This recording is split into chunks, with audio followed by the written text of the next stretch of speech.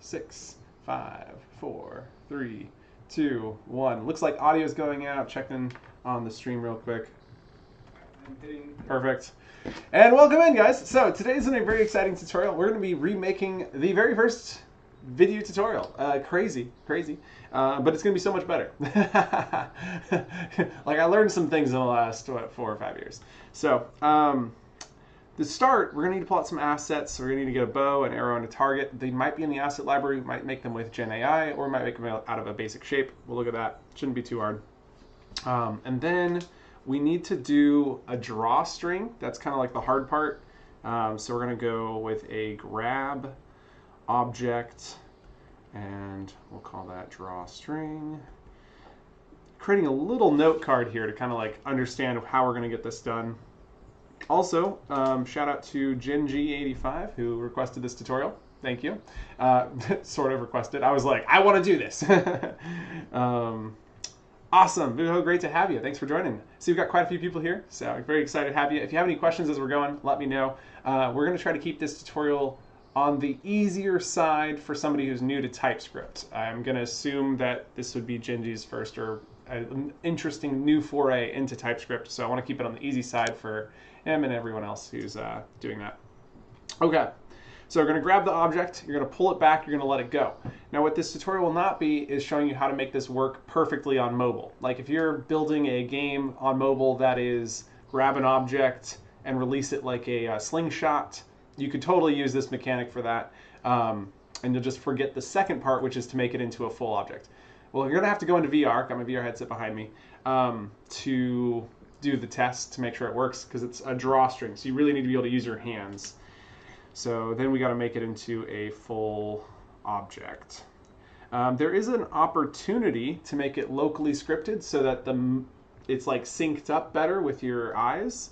So local scripted is going to be the way to go there. Local scripting. Welcome in, Nick. Great to have you. And let's see. Let's just dive in. I'm ready. Let's get this party started. MetaQuest link opening up.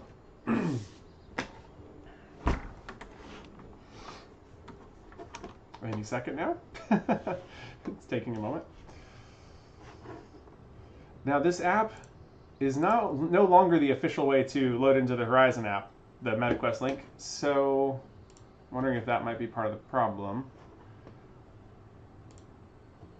I didn't realize they were going to completely, well, not really.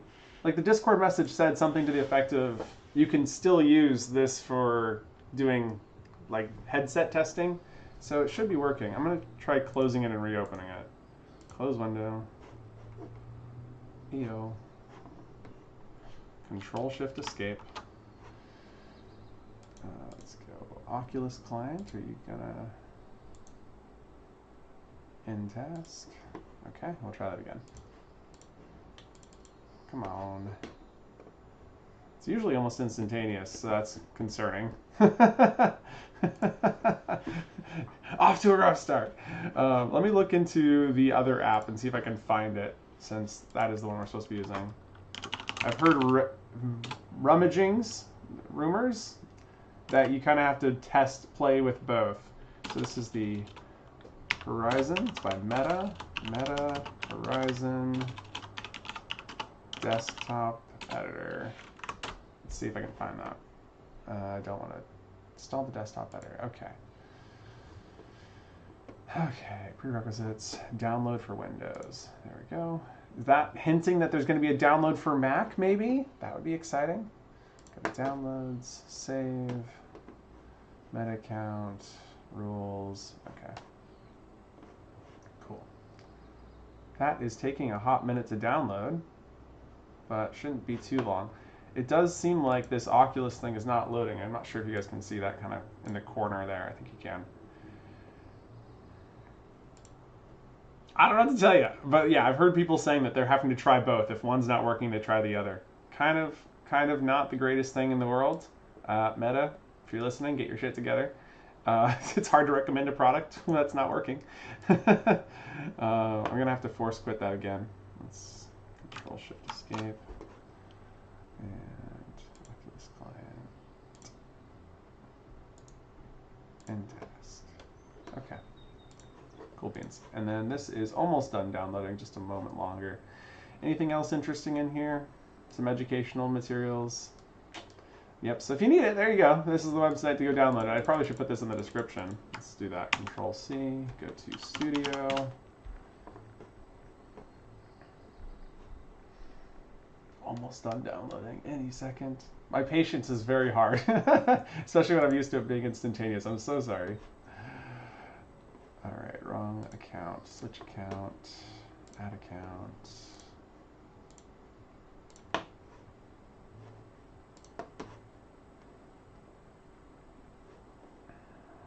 There we go. Go to content, live, and then edit title and description. Apply to MHCP to get advanced tools. Vidyuu Assets, Vidyuu Discord. Okay, so we want to say new bit here. Download the desktop editor. And V. All right, since this is now a thing, we'll do that. Control C, save, and then I'll make that the default for all the videos. Oh, wrong button. Go back. Go back. Let's go to, where is that? Customization. Should be a default settings. Upload defaults. Yeah, we'll put it right here. Vidyuu Discord is way more important. All right, there we go, and save. Cool, that'll be in all video descriptions going forward. All right, now that that is downloaded, let's get that opened up.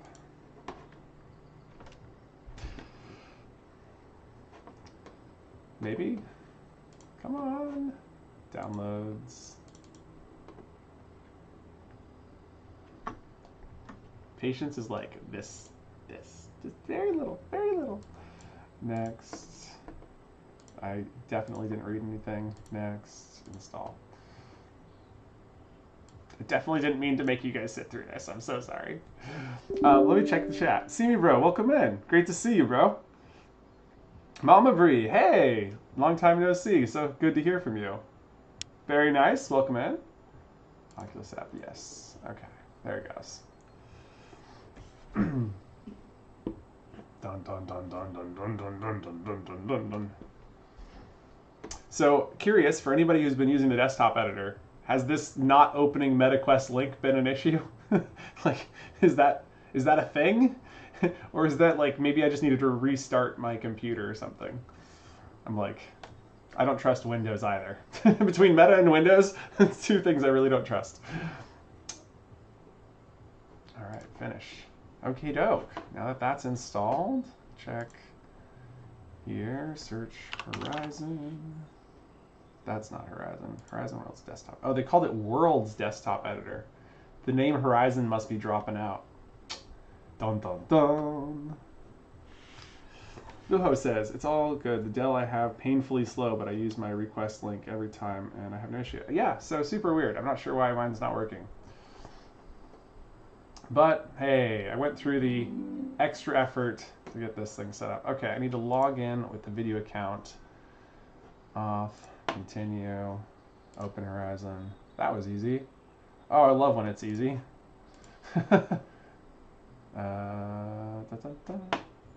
I now have two desktop editors open. That can't be the intended. Oh, there he goes. Cool, I closed the other one. Nice. All right, we're in. Sweet. New world. Will I get to name it? No. Nope, naming is still not back. What you gotta do. So, if you haven't seen the new desktop editor in the last month, you have to now name the world when you get there, which is hard to remember when you want to go build stuff. So as soon as we get there, we're naming this bow and arrow tutorial, so that way it's not lost in the slew. All right, rename. And it doesn't help because your bow, you see so many things. Like, it's like, here's some release notes, here's some of this, here's Gen AI. It's like really trying to make you not get your name on the world. All right, so I want to search the asset library for a bow, because I felt like that had to exist. That's a bowl. I guess there is no bow. That's surprising. Arrow. Is there another name for a bow? Spinner arrow, circus arrow. Probably use the spinner arrow. That's a viable arrow. Okay.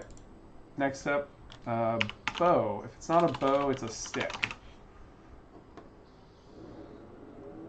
Right? A curved stick?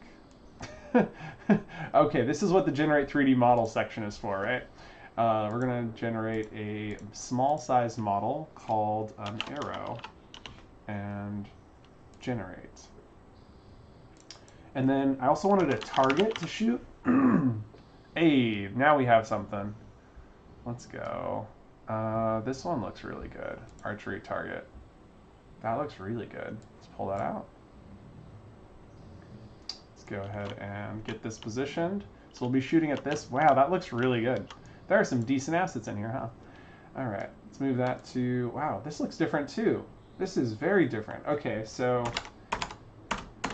it's not just like a different view into the Horizon desktop editor. There are like some actual changes to the way things look. That is so interesting. Okay, so we can see that the spawn in world spawn is facing that way. So we're gonna move this along, I think the Z by like 25. Yep, there we go. And then we're going to rotate it along the Y at 180. Now it's facing the user.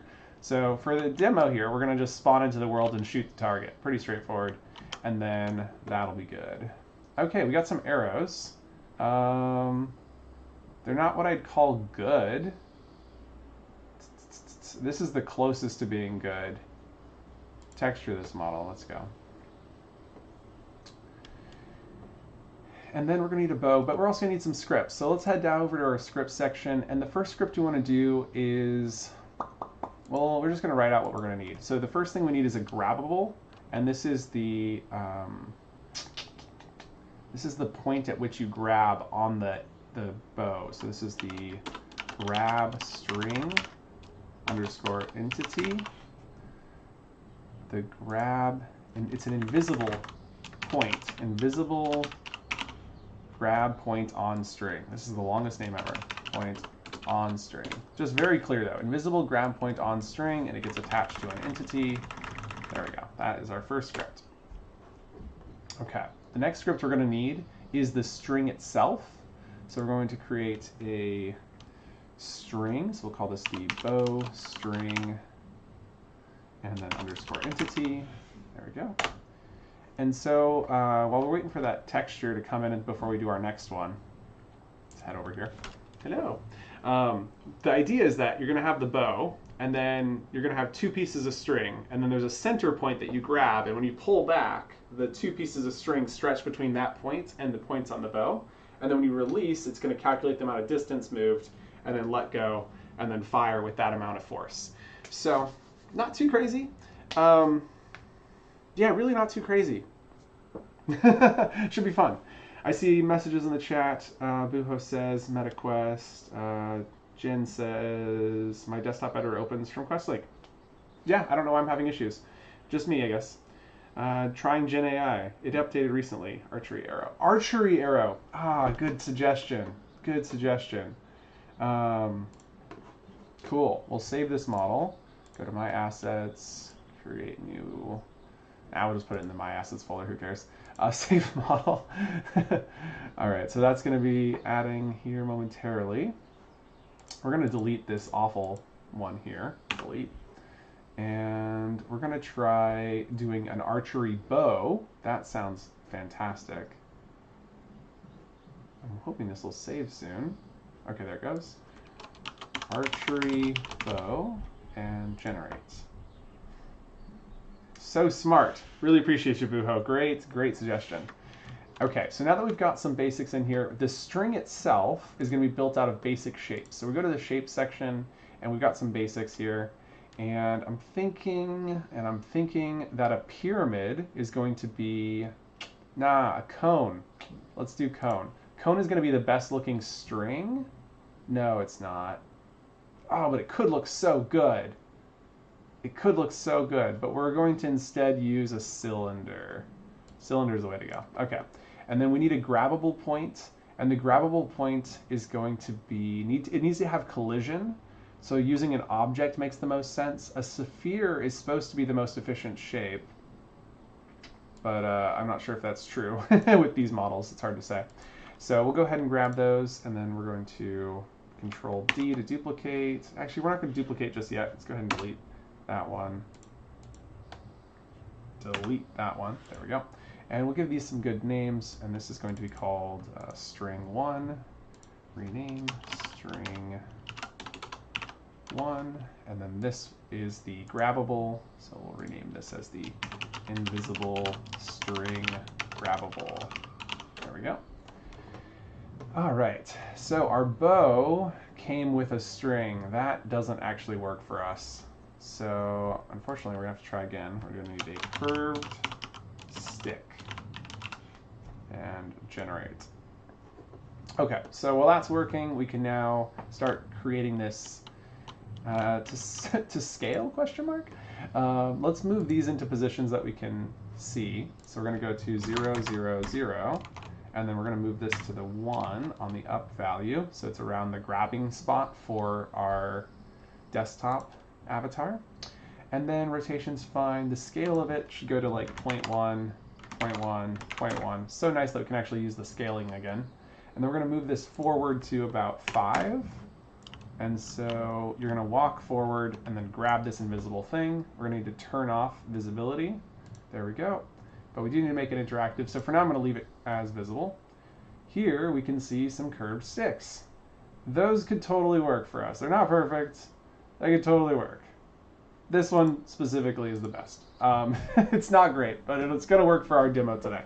Definitely would probably just pick these up online. Might be easier. Okay, so now we have to do our... Oh, this lost its name. String1. There we go. And so string 1 is going to go to 0, 0, 0. We're going to move it to 1 as well. Then we're going to move it 5 forward as well. Then we're going to change the scale also to 0.1, 0.1, 0.1. And we're going to realize that that is a little too thick still. So let's try 0.01, 0.01, 0.01. That is too small. 0.05, 0.05, 0.05. Nice. All right, and then this needs to go off to the left just a hair. Let's go 0.0, 0.1. There we go, nice. And so the idea is that this is going to need to stretch to another invisible anchor point. So that's going to be on this shape, this mesh. Oh, unstrung bow. Great suggestion. Great suggestion. We'll try that. And so what we need to do, though, is create the other point that this is going to go to. So Control D, and this will be called the string 1 reference. And we'll call this a bow reference because it's a point on the bow that we're referencing. Bow reference. There we go. And then we're going to drag that around and get it lined up once that bow comes in. But for now, we can set it right there. And so the string is going to stretch between these two pieces. That's the goal. And then let's go ahead and make this, we're just going to change the color because they're going to want to turn this off when we're done. And this bright red will help remind us that we need to do that. And then we're going to need to change the tent strength to like 0.9. There we go. And then we'll do the same thing to this one, which we should have done before duplicating, but that's okay. Okay, red. And, oops, let's try that again. Red. And 0.9. There we go. Nice. All right, that actually looks pretty decent for a stick, a curved stick. Well, let's wait for that to save, and then we'll maybe try another one. I'm not sure. I might be okay with that. But your unstrung archery bow is a great idea. Oh, thank you, BZ Gaming. I appreciate that. In that case, we'll just search for archery arrow. Search? This isn't search. This is Gen AI. What the heck? I'm like, this is like a search engine. That's too funny. Yeah, I'd love to take a look at that bow you sent me. Let's go take a quick peek. Go to Discord. Close out of this one. Close out of this one. Download. And let's go to downloads. And just click save. Thank you so much, BZ. Appreciate that. And now that we're done with that one, we can then add that to our assets folder. So add 3D model, preserve offset pivots, no. Choose files, go to downloads, Bow Classic, open, import. Might need the texture for that as well, but we'll give it a shot. All right. These archery arrows are still kind of trash, not gonna lie. This one's not too bad. We'll just go with that one for now. Because it kind of runs in the background, so I don't really worry. That's kind of like my mindset right now. Oh, thank you so much, BZ. Appreciate you. Okay, so we've got these 2 points, and we're just starting with one string for now. This is going to need to be a grabbable, so let's go ahead and start turning on grabbable for this. And we're going to go to motion interactive. Okay, it's set to grabbable, that's perfect. Collision layer, everything. I'm realizing now that this needs to be at the same like forward as this, just because when it's not taut. So we need to move this back to 5. There we go. And then I'm going to just kind of make this nice and even, go to 1, and then take this one, the string one, and set it to 0.5, which should just look nice. Yeah, that looks nice. And then just so we can see where we're heading, let's go ahead and duplicate this the other way. Control D, change this to string 2 bow reference, change the position to be +2. Oh, wrong direction. Excuse me, -1. There we go. Hello. -1. There you go. And then we're going to duplicate this string reference as well. Control D, change that to -0.5, and change that to say string 2. Perfect. And so you can kind of start to see the shape of the bowstring, and that's why I wanted to do this. So you can see the grabbing point is here, which I guess we'll change the color to be slightly different. There we go. And then you've got the anchors on the sides. Okay. Whew. Let's go ahead and get that new bow model coming in. Discord. Texture. Save image as. I might have to click. Yeah, that's the wrong one. There's a button right here somewhere. If I'm going to show it to you, I'm going to have to pull this up. There should be a button right... 3 dots. There's a way to see it. Open in browser. And unless you click open in browser, you don't actually get the original image. So then you can click save image as and get the actual image. All right, downloads and save. It's just a little trick for using Discord for anybody who needs that. All right, we're saving that model. Now we're adding a new 3D model. Uploading files. Bow Classic. Open. No preserving pivots. Okay, perfect. And did want to take a look at this stick we generated a minute ago. Look at that. That's a stick. It's definitely not going to look as good as the actual bow model, but look at that. All right. This arrow is going to have to do. Let's see. Bow Classic is reporting did not find material to be used with Weapon Classic. That's okay. We could fix this, but I think it's going to look all right. In fact, this is another great time to show off the GenAI tool for generating a texture, and then call it a archery bow. See what it does. Generate. Yeah, so I haven't used this a ton, but we can definitely take a look and see how it does. Okay, so now in the meantime, it's time for us to start doing some scripting. And the first thing we're going to do is this string. Let's get the string working. It's pretty easy. Relatively. So scripts, bowstring, 3 dots, open an external editor. This is going to open up VS Code. You need to have VS Code installed, and then restart your computer once you install VS Code. We're not going to say whatever that is. This definitely did not open correctly. I'm going to have to try opening this some other way. 3 dots, open external editor. When it opens, it's supposed to do like the folder. This is not opening the folder. This is not even the file. I don't know what it's doing. This is very, very strange. I had this problem the other day. What the heck happened? Why is this happening? Open scripts folder. This must be some sort of New Horizon bug for sure, because I definitely had this happening in the other editor.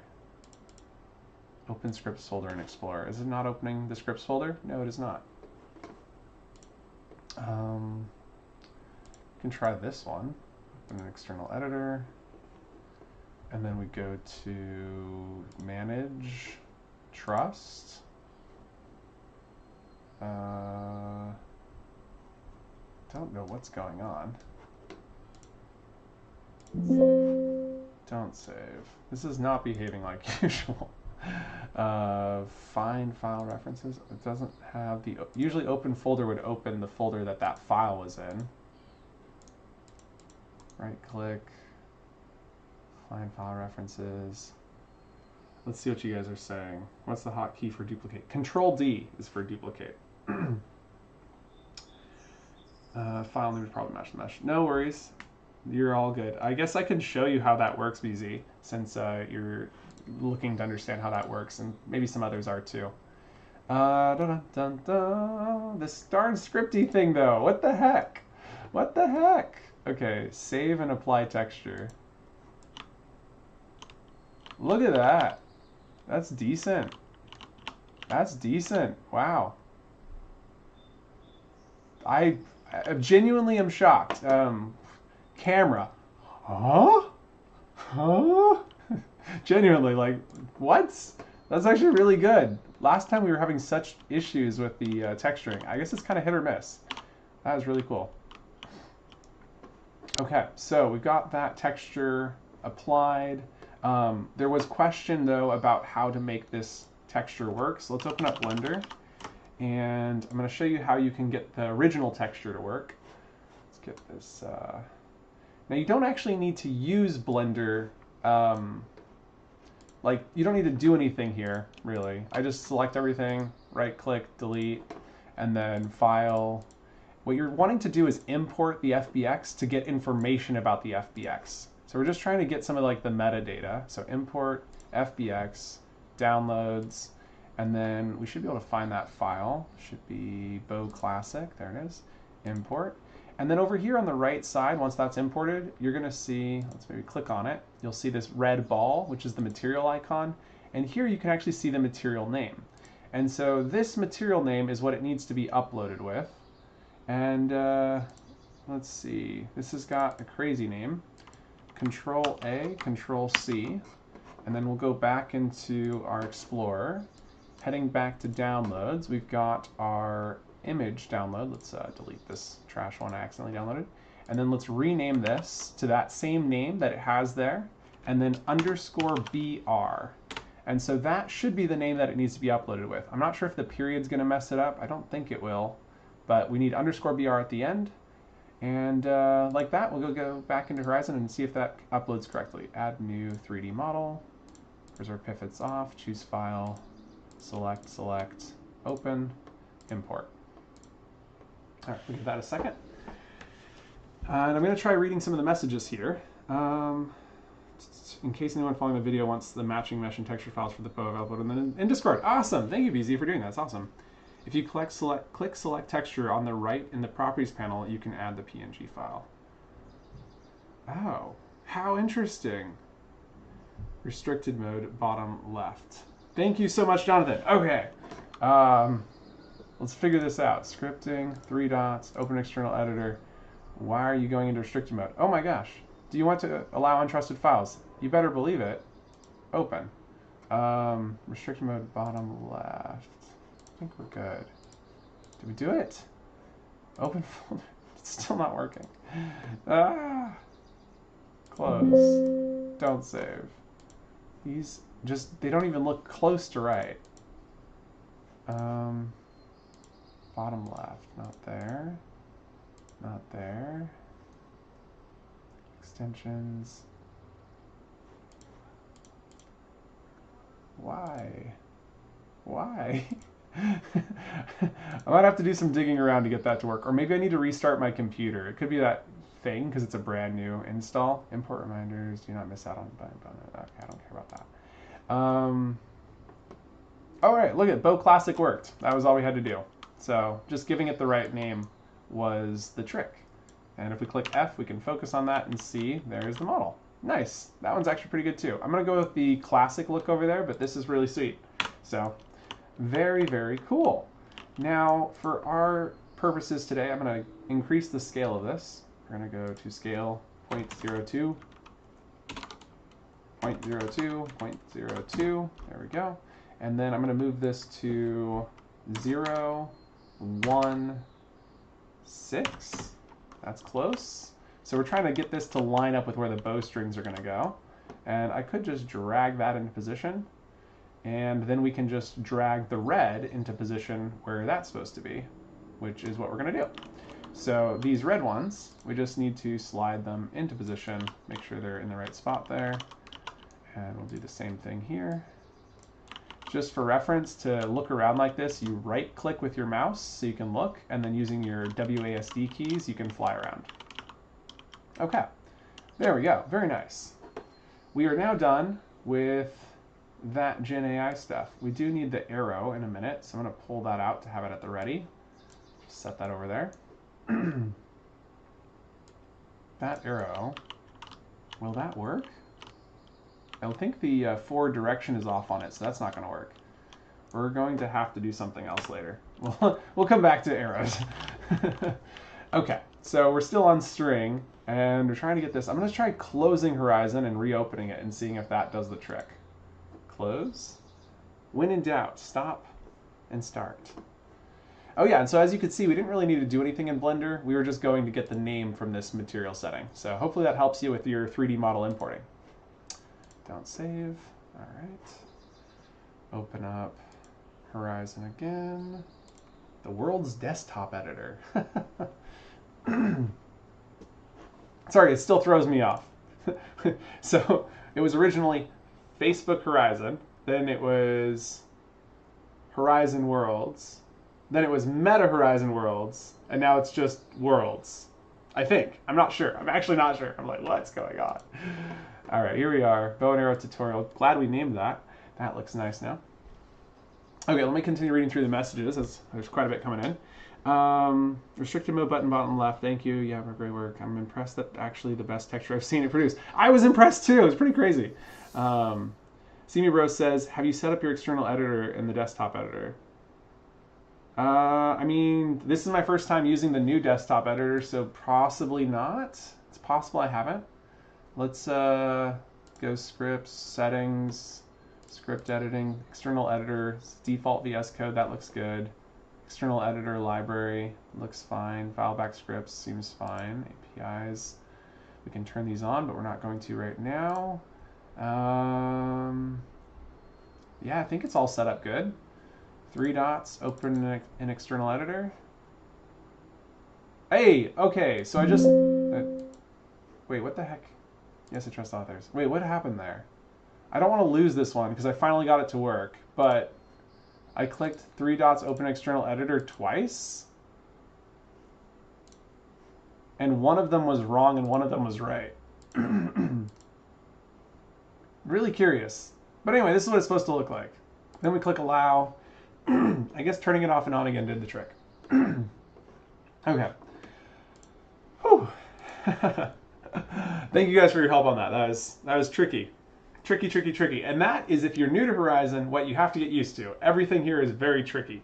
Tricky, tricky, tricky. There's something there. Okay.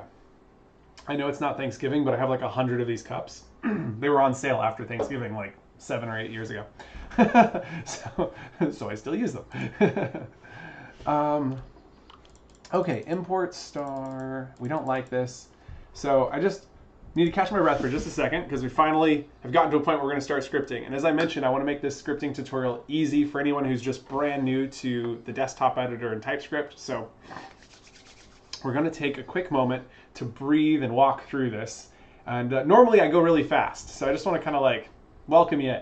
especially if this is your first time in the TypeScript world. Okay, so we've opened the script, and I'm just going to actually restart this to really clearly show where we're at, right? So we've got our stuff down here. We've built the scene here on the desktop editor. We've got our console right here. I'm going to actually switch to console now that I'm done with assets. And then we're going to go to our scripts dropdown, and then 3 dots, open an external editor is going to open up VS Code. You might have heard me mention earlier, you have to have VS Code already installed, and once you install it, you need to restart your computer. That might not be the case with the new desktop editor, but at least with the old one, you did have to restart your computer for it to sync up. Otherwise, this just would do nothing, and you'd see nothing happen when you click that button. And so Horizon only links up after restarting and having it installed. Okay, so now that we're inside of VS Code, this is our code, and we're going to start with a really, I call it simple. It is a little intense, but it's really not too crazy. And so this is the default script. This is basically when you pull out a code block script, you've got when world is started, and that's more or less what you're looking at. Properties, it represents the properties panel, so you know the variables that you'd create in code blocks, and more or less that's what this is. Now, I personally do not like the import star. I think it makes the script harder to read. It looks gross, so I just delete that. I then delete the HZ dots. And now that I've deleted that, there's a special control period you can do, which says add import from Horizon Core. And that's going to add this import line, which I call explicit importing. Now that we've explicitly imported a component, it's a little easier to read. There's no HZ dots, and the rest of our code isn't going to be filled with HZ dots. Now, that's a personal preference. You're welcome to make whatever decision you like. A lot of people have different opinions on it, but that's mine. Okay, so now that we have that script kind of initialized and set up the way we want, we're now going to need to use onUpdate to make it so the string is changing position and rotation. And so we're going to go and create onUpdate. We're going to receive this with a delta time. So this is the parameter. Delta time is a number. And then curly braces creates the function. So you've got the name of the function or method. You've got the parameter and then the type. So this is the name of the parameter, the type of the parameter, and then these curly braces represents what is actually going to happen. So in Horizon code blocks, we think of this as events. And so on update, we want to adjust position, and we want to adjust rotation. And so I like to use comments to remind me what I need to do, and then I delete them once I'm done. Ideally, when you write your script, it should be so readable that there is no need for comments. That's the ideal. Now we need to make onUpdate happen. It doesn't receive by default. This is like a custom named event. So we need to actually make sure onUpdate is being called. To do that, we use what's called pre-start. And there's some reasons we use pre-start that I don't want to get into because they're a little too technical for today. But basically, if you hover over it, you see that pre-start is guaranteed to run before the start method of all other start methods. And so pre-start is just where we do things like connecting events. Now, it does have this void here. You don't need to have that. Start is also technically void, but I just like the look without the void, so I delete it. Now, in pre-start, we're going to connect onUpdate. To do this, we type connect local broadcast event, and then parentheses. This is an event that's received from world, so it's a world event. So you type WORLD. It's a capital world. Notice that there's also a lowercase. We're using capital world. And so it's world.onUpdate. And this tells connect local broadcast event which event you want to use. In this case, it's the onUpdate. And then we do comma, and this is where we connect it to the onUpdate. And so we have to type parentheses. This one's a little complicated, so we'll come back to this. And then arrow function to the right, then curly braces. And so what this does is it creates a function call. And so we're saying there's some parameter, we're arrowing to the right. This is what we want to call, which is our onUpdate. So then we type onUpdate. You'll notice it says this dot onUpdate. This refers to self. So this thing has a method called onUpdate. So this dot onUpdate. To call it, we need to use our parentheses. And now that we have the parentheses, I like semicolons. Semicolons are also optional in TypeScript. I like them because other languages use semicolons, and I'd rather not get out of the habit of using them. And so I put my semicolon here and there. And then onUpdate requires that delta time value, which is received inside of this first parameter here. And so we have to fill this out. And this one's a little bit janky. It's a little different than normal parameters. Normally for like a player parameter, it would just be player like that. but in this case, it is actually called a payload, and the payload has delta time stored inside of it, and delta time is a number. And so, like I said, this one's a little bit harder. You kind of just have to remember some of these formattings like payload, colon. And what this is saying is there's a bag of stuff. It's called a payload. We sometimes informally call it a bag of stuff, or a JSON object is the more technical term. And inside of that bag of stuff, there's a parameter called delta time, which is a number. And so then we can access that here in these parentheses by typing payload dot delta time. And now that's passing that parameter in. And so every frame we're going to receive on update. Now to make sure that this is working, we're going to do console.log, and that is going to need to log something. So it's always good to log hello world. And it's good to be testing early, especially if this is your first time in TypeScript, making sure that everything's functioning as intended. So we've got logging hello world. We can then attach this script to the string. So we're just going to start with the right one for now. Attach script bowstring. With that attached, we can see there's no properties yet. We'll then go ahead and click play, and on the, we'll click world simulation on, which will now have hello world running 60 times per second roughly. And so you can see those coming in on the console. So that verifies that we set it up correctly. Okay, I'm going to pause there and see if there's any questions in the chat. And yeah, we'll continue from that. Whew. Very welcome. I'm impressed. That's actually the best texture I've seen. Oh yeah, we already talked about that. Have you set up your external editor? We did that. Oh, there's only one new message. Welcome to TypeScript, Gingy. Yes, welcome. I hope you enjoy it. Everyone's moving to TypeScript. I'm so sorry. Code blocks are in the past, and I hate it. I hate it. I do. But I cannot, in good conscience, recommend continuing to use code blocks. It is time to use TypeScript. So I'm sorry. It is the way it is. Anyway, I'm not going to get into it. I have a dream that one day we bring back a code block-like tool that writes TypeScript, where you can drag blocks around and it turns into TypeScript code. There is something like that that exists from Wafflecopters. His Horizon Hub has something like that. But anyway, I don't think it's going to happen. It's just, I miss it. I miss code blocks too. Okay. So now that we've got that working, we now need it to move between these two positions, which we usually use like a lerp. And so we've got our blue and we've got our red. And so let's go to our script again. And to move the position, we need to have references to the blue and red. So up here in our properties panel, this is where we can define references to other objects, or what we call entities in TypeScript. I'm going to say that one more time because it's really important. In TypeScript, object has a different meaning. Like I was talking about over here, this is a JSON object. So when we talk about objects, we're usually talking about bags of stuff.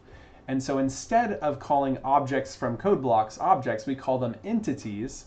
And so you'll see the word entity everywhere. There we go. Okay, so the first one we need is the bow reference. And that is, and this, let me write it out first. Prop types dot entity. All right.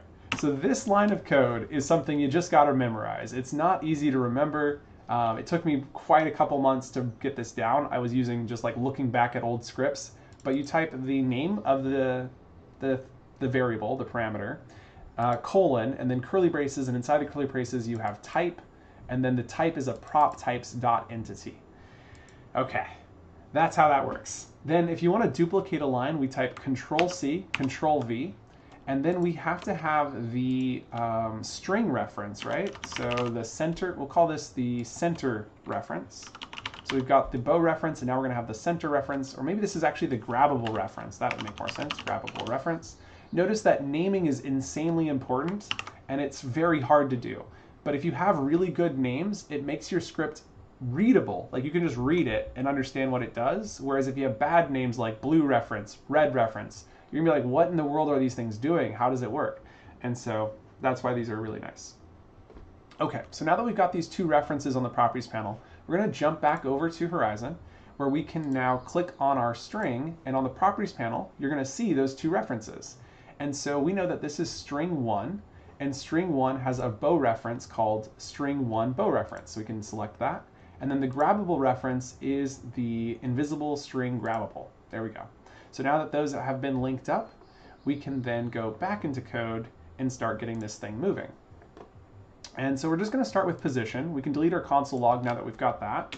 And so we're going to say this dot entity, that means self, so it's referring to the self, and then dot position dot set, and now we can set the position, and we need the position to be somewhere between these two objects' positions.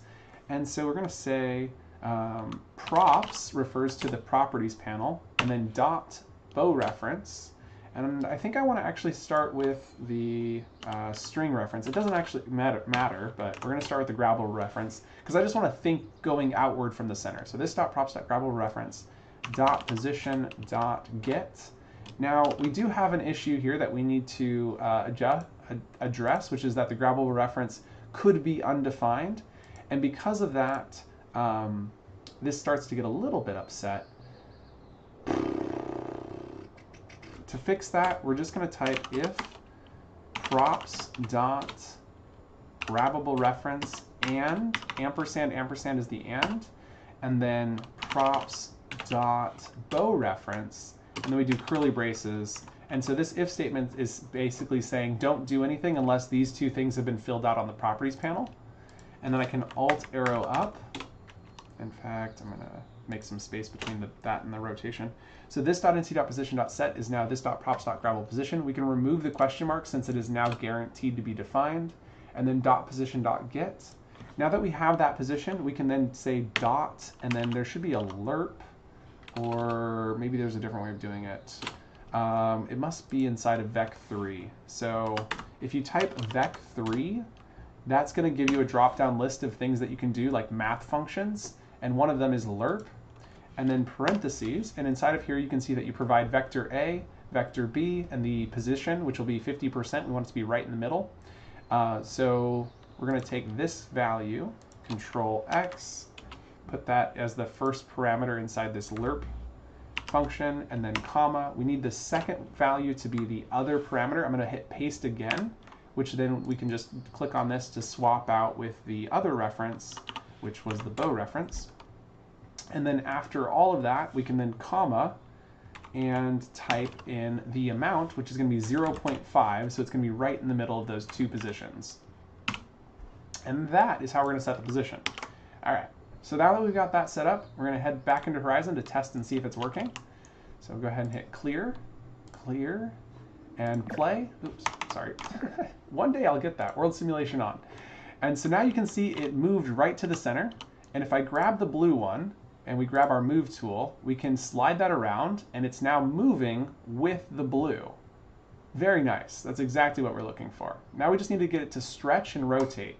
So we're going to go ahead and turn off world simulation. I'm going to hit Control Z to move that back into position. And we're going to head back into Typescript. And I'm going to add, in addition to adjust rotation, we need to adjust scale. Okay.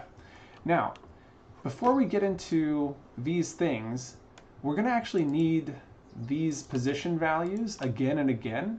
And every time you call .get, it is what we call a bridge call. And those are really problematic. The more of them you do, the worse your performance is going to be.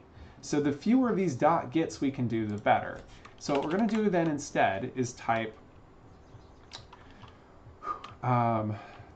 constant. So we're going to define a constant, which will be the grabbable reference position, which will then equal this value here. So I can hit Control X and then Control V to paste it. We can then reference that as the first parameter again by typing grabbable reference position.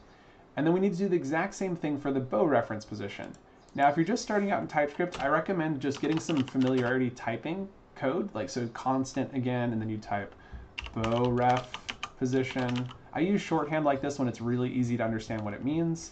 And then equals, and then we can cut and paste that as well. Control X, Control V, and semicolon, and we'll reference that here, bow reference position. And so now we can see it's saying the entity position dot set vec3 dot lerp between the grabbable reference position, the bow reference position at 0.5. So it's going to move to the middle between those two positions. And if you've not used lerp before, that's what it does. Basically, it's taking two position values, and you give it a 0.5, or like 0.1 would mean it's like 10% of the way, 90% of the way would be like 0.9, but we're going to use middle of the way, which is 0.5. So this becomes still very readable a little easier to see, and we're going to need that to get the rotation working. All right, I'm going to quickly read the chat and see if there's any questions as we're going. Welcome to TypeScript. It would be great to do TypeScript, but the update just kicked my visual editor off, and I can't seem to get it to work now. Try to get it working again. Let me take a long time. Yeah, I know. I had quite a bit of issue myself this morning.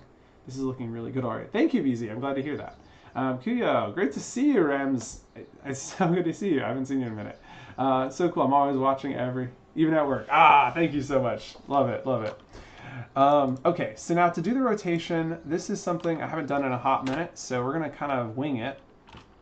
We need to do a look at, and so we're going to say this.entity.rotation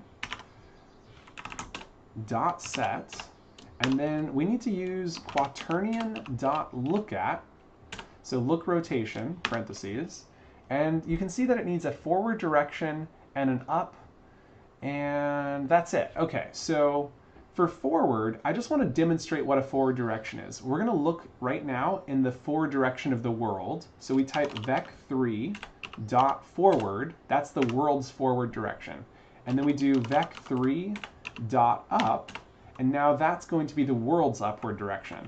And when we type those in and we hit play, what you'll see inside here is that this is going to face with the world. Okay, and go ahead and click play. Oops. One day I will get that world simulation on, I mean. And so here we can see, I guess, that it's already in line with the world. And if I rotate it, that's not doing anything. Let's rotate it off 90 degrees. Rotation 90. There we go. So now it's no longer in line with the world. And if I hit world simulation on, you can see it rotates to be in line with the world. Nice.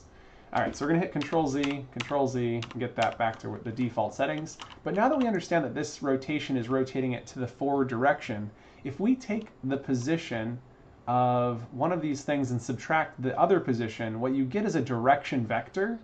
And so that's what we want. We want to get a direction between these 2 points. So if we can subtract one of these positions, I just can't remember which direction it is. So we're just gonna guess a little bit and then reverse them if I'm wrong.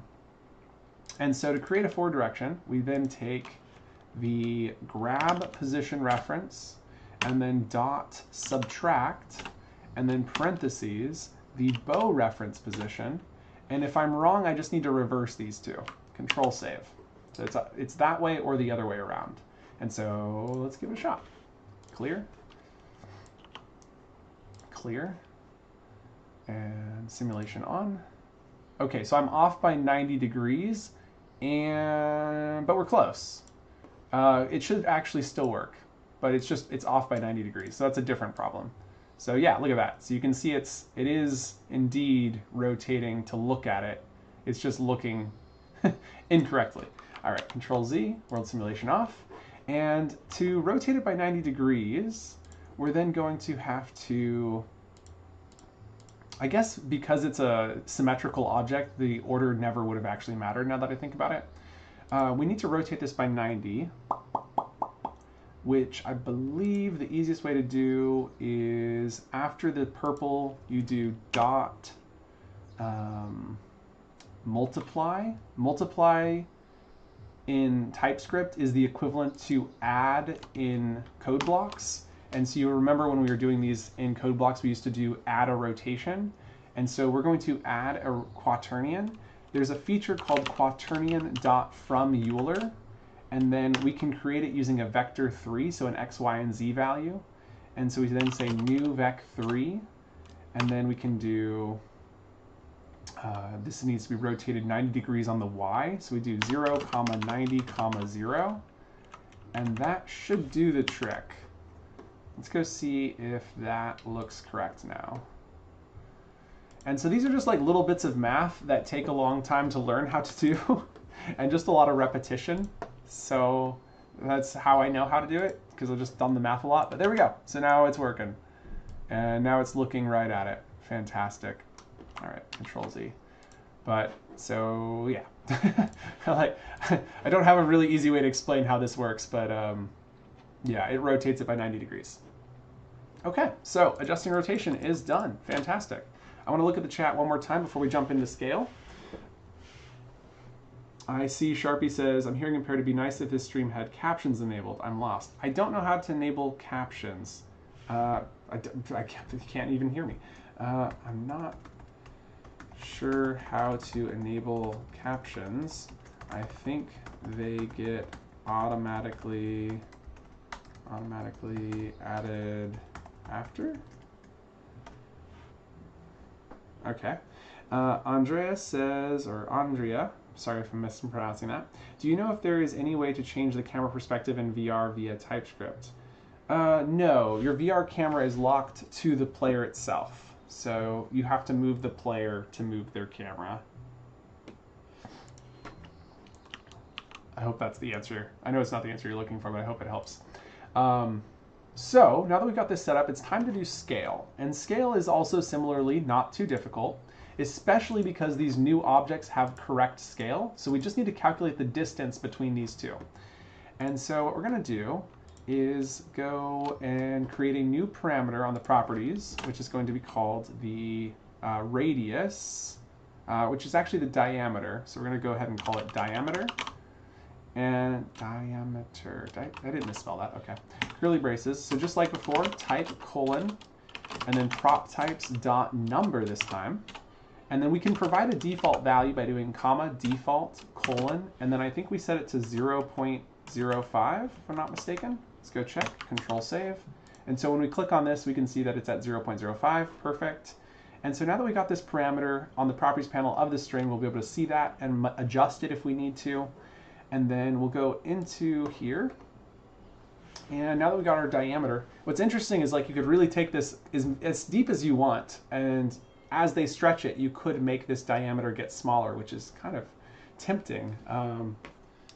Tempting, smaller diameter, 0.05 goes to 0.03.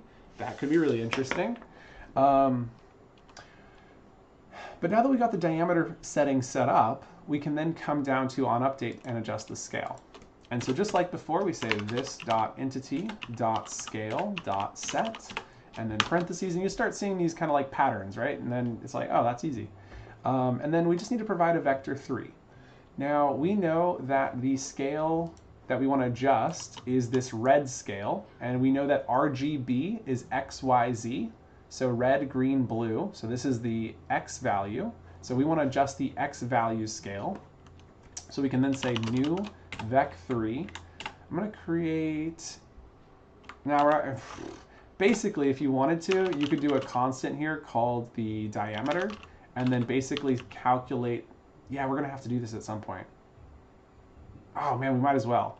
Constant diameter equals props dot diameter. And so eventually what we'll do is we'll come through here and change this diameter to be varied based on how far back you've pulled it. Okay. So we got new vec3, parentheses. The X value is the one that's going to be changing. So we're just going to type 1 for now, then comma, diameter, and then semicolon at the end. So now we need to calculate this distance. And so we need the distance between the grab reference positions and the bow reference position, which we can do by just typing grab reference position dot distance, and then parentheses, bow reference position. And like that, we've calculated the distance and created this new vector that scales appropriately between the two. Let's go ahead and hit play and see what that looks like. Clear and play. Oops, I'm still messing that up. World simulation on. Hey, yo, look at that. Very nice.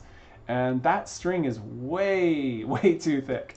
That is a thick, thick string. So let's go ahead and change that up to be 0.02, 0.02, 0.02. And then you'll note that we then have to come down here to the bottom and change this one to 0.02 as well. All right. And now hitting world simulation on. Come on. Come on. Oh, is it because I was touching it? I was like, what? And then we can slide this around. So we'll slide the blue one around, and you can see there is a little bit of lag, which we're going to adjust in a little bit, but you can see it's working, which is pretty awesome. We can do the same thing with the other one. And so we're going to turn world simulation off. We're going to hit Control Z to put that back into position. And this can just be duplicated. Like, it's way easier to delete this one, Control D, slide this over, and then we can change the bow reference to be the string to bow reference. So we do that by hitting this button here, string to bow reference. There we go. And all the properties are the same. So now we hit play, or excuse me, world simulation on, select the blue, and there you go. That is where we were headed. Look at that. So now we're we're doing good. Control Z. Whew. Okay, we're gonna take just a moment there to breathe because that was a lot of fun, but whew, just like nerves, man. Okay, I wish there was a way to turn on the those captions. I'm looking to see if there's any buttons on my side. I think someone would have to like type it in. Closed captions. Yeah, I don't have a way to turn it on for if you can hear me. I'm not sure if you can. Maybe in the rewatch. I'm sorry. Okay. Whew. Okay, let's see. BZ says, if you wanted to go even further as the bowstring is pulled back, you could apply a Bezier curve to the bow's mesh. Somebody suggested this in the Discord last week. Ah. We're not going to go that realistic. Like I said, you can take a thing as deep as you want, and that's one of the hardest parts is like knowing when to stop. So, say for instance you only had 2 days to develop something, you would have to stop early. You'd be like, we're not going to shrink the string, we're just getting this thing pulling. You might not even do haptic feedback, like you're just trying to get it working. But if you had a month to develop the best bow ever, you're looking at that, you're looking at like real life physics, you're doing all these crazy like changes. There's just like slight differences depending on the amount of time you have. And so today we have a tutorial, which is not 2 days. So we'll stick within our time constraints, I'm afraid. Okay. Whew. So here we are. And we've got this bow. We got the thing pulling back. We haven't worked on the value for this. I think what I want to do is, with the thought of time, we're not going to worry about this diameter. So we're just going to delete that. Yep. And so what I need to do is then cut this. This is just like for thought of time, so we have time to do other cool things. We have to, but you get the idea, right? Like you can adjust the diameter mathematically and get it to shrink if you wanted to, make it look cool. Okay, so that's the bowstring. Whew. And we're going to need to transfer ownership of this bowstring when the grabbable reference is grabbed or some other way, but we need to make it locally scripted so that way it moves in time. I'm going to minimize this and we're going to go to the scripts dropdown, bowstring, 3 dots, execution mode, just change it to local. For a simple script like this, totally acceptable. If there was a lot more going on in start, we'd have some trouble, but this should do the trick. So now we're going to hit world simulation on, we select the blue, and no, that's not perfect. Let's see. That was close, right? We need to transfer ownership. We just haven't transferred ownership yet. So we need to know when the blue is grabbed, then we transfer ownership of those items. So let's go to the bowstring, and we're going to go to pre-start, and we're going to connect the grab start event. So we're going to say this dot connect code block event for the props dot grabbable reference, and we're going to connect the event. So you type code block events, and then dot, the name of the event is grab start, and then we need to connect that to the local method that we haven't created yet called grab start. So we're going to do that real quick, which will be called grab start. Grab start is received with a player parameter, which is of type player. You have to click enter to automatically import. We then do the curly braces just like before to create the method. And so we're saying grab start received with player. We're connecting it up here. So we have the grabbable reference is where we're going to get the grab start event from. Code block events.onGrabStart will fire. We're then going to say parentheses, and remember how much you type player here, then arrow function to the right, curly braces just like before. Then we call grab start parentheses past the player parameter, and we add a semicolon here and there if you like semicolons. This is upset because it's also received with is right hand.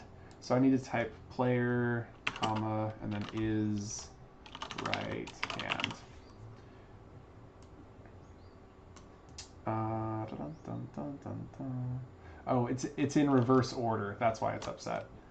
Control X, Control V, comma. There we go. So is right hand came first. And because we have that information, it really would be best to have that information inside of this, even if we're not using it. So that's a Boolean. And so we'll go ahead and pass the is right hand parameter, comma, is right hand. And there might be some reason you need that in the future. Grabbable reference might not be defined, so it's upset because of that. So what we need to do is say if parentheses props dot grabbable reference is defined, curly braces. I like curly braces. It's not required, but it makes the script way more readable. So we're saying if the grabbable reference is referenced, then we can connect the code block event. And then on grab start, what we need to do is transfer ownership of self to the player, and maybe even the bow reference.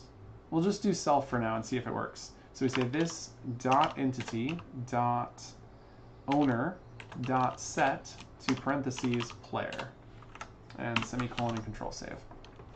Okay, let's go ahead and see how that works. Clear, clear, and one more clear. Play. Oh, still doing that play thing. One day I'll get it. World simulation on. All right. Oh, that's so interesting. Nothing has happened. Nothing has happened because reference is in. Let's see. Don't think we broke anything in here. Grabbable reference, connect code block event, grab start. Ownership hasn't been transferred yet because we haven't grabbed it. Start runs twice, but that shouldn't cause any changes. Just almost feels like on update's not being called somehow. Maybe because pre-start isn't guaranteed on the local scripts. I'm not sure. I'm just taking a guess. I'm going to move it into the start method. Let's go ahead and see if that fixes it. Wait for that to compile. You'll notice there's like this compilation that happens up there. Clear. And world simulation on. Still not doing anything. Let's go into play and grab the grabbable object. No, nothing. Okay. That's really strange. What am I missing? This dot into owner set to player. Player would cause the script to restart. Start runs again. It reconnects the connect local event. Reconnects this, but that doesn't matter because it's already happened. On update runs. Let's just try turning local script off on it and see if it fixes it. Execution mode back to default. This might also be like a little leave in world and come back problem. Yeah, okay, so it's still not doing anything, so maybe it's a leave world and come back problem. So let's go scripts and change it back to local. Execution mode local. And return to creation home, and then we'll come right back. Remember that thing earlier where I said Horizon's finicky and you got to get used to doing things like this? You really do. All right. Next message came in. Says, I definitely go a bit too insane. Me too. Absolutely. It's a lot of fun. It's a lot of fun to go far. Totally enjoy it myself. All right. So that should have been enough time, I think. Sometimes you have to wait 5 minutes, so I'm hoping it's just a quick leave and come back sort of issue. We could also try closing the desktop editor, but I have a hard time believing that would be the issue in this case specifically. All right, we'll close out of GenAI. We'll open up the console. We'll clear. We'll go down to our bow and see if we can get this thing working. And world simulation on. Close out of the notice. World simulation is not doing anything, which means it's not working. Scripts. All right, let's change some stuff up here. We're not getting any errors on the console. Bowstring. Open an external editor. Let's also change the execution mode back to default. Let's just change it right back to the original. Okay. And we're going to delete. We're going to go create pre-start. And move this back up into pre-start. Going to delete the void. We can comment this out by doing control slash. And grab start isn't used anymore. Control slash. Nothing, we didn't change anything on update. I mean, this is, like, we didn't really do much. I don't know why it's not working. Clear.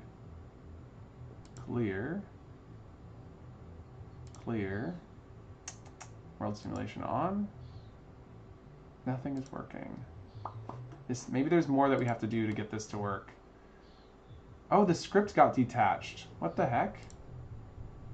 What? What? What? Okay, let's go back. Let's go fix it back to being a local script if we're gonna have to do this anyway. Control Z, Control Z. We'll move this back into pre-start where it's supposed to be. Control save.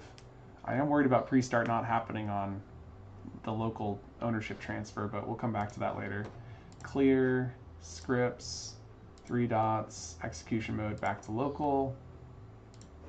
Clear, unselect, reselect.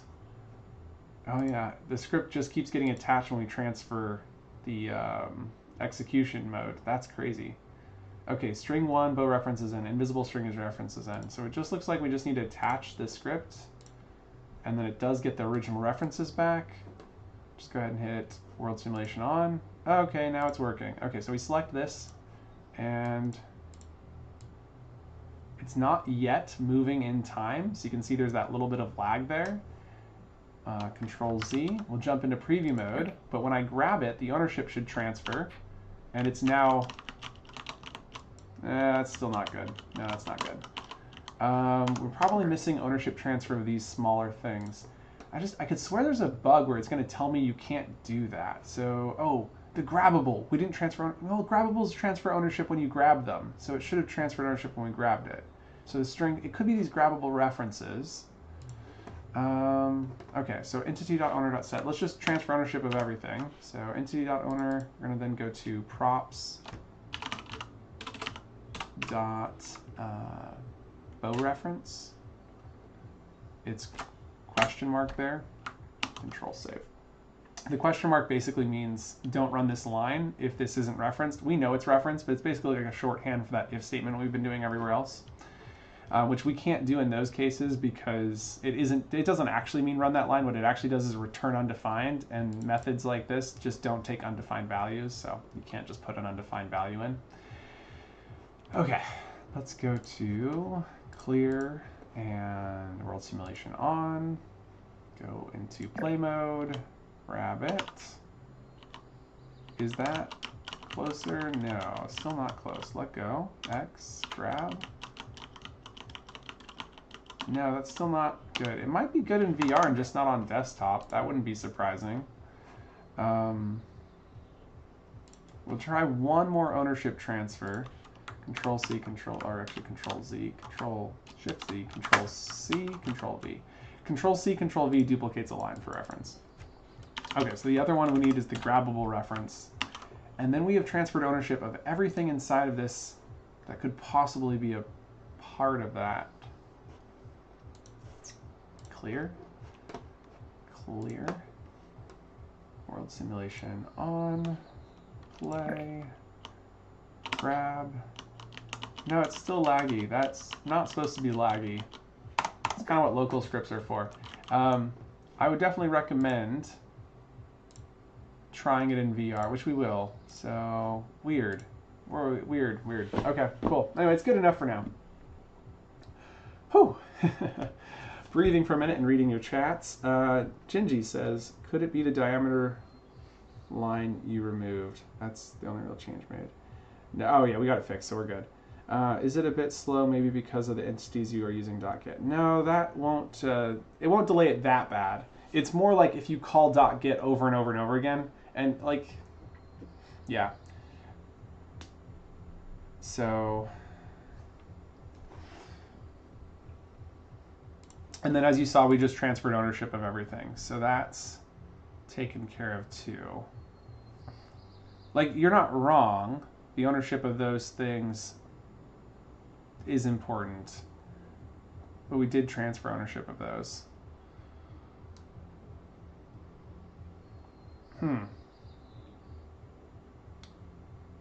Yep.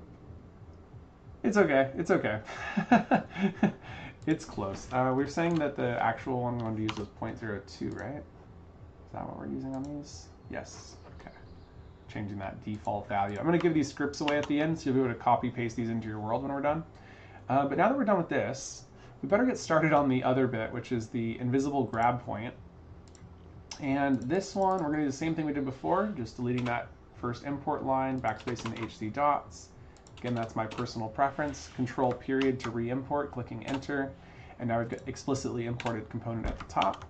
And this invisible grab point, what's important about this is when you let go, it needs to return to another reference. So in the properties panel, we're going to need to create a return reference. And this will be type colon prop types dot entity, there we go, comma, control save. And so then we've got this return reference. We then can say when the object is released, so we'll call that grab end, which is received with the player parameter, just like before, player, and then curly braces. That's when we're going to want to move to that return reference. And I'm realizing that that is not exactly correct because this grabbable object needs to be outside of the grabbable bow, which means we're going to need to do on update as well. So we're then going to have on update, just like before. So we'll have a delta time, which is a number, and then curly braces. We can copy some code from the other one. We're also going to do a grab start, which I think I'll just copy from here. Control C, Control V. We'll delete the stuff inside of it though, and then Control save. And then we do need a pre-start, which is going to be remarkably similar to this pre-start. So once again, I'm copying and pasting it, although I don't want the void, so I'm going to delete that real quick. Control C, Control save.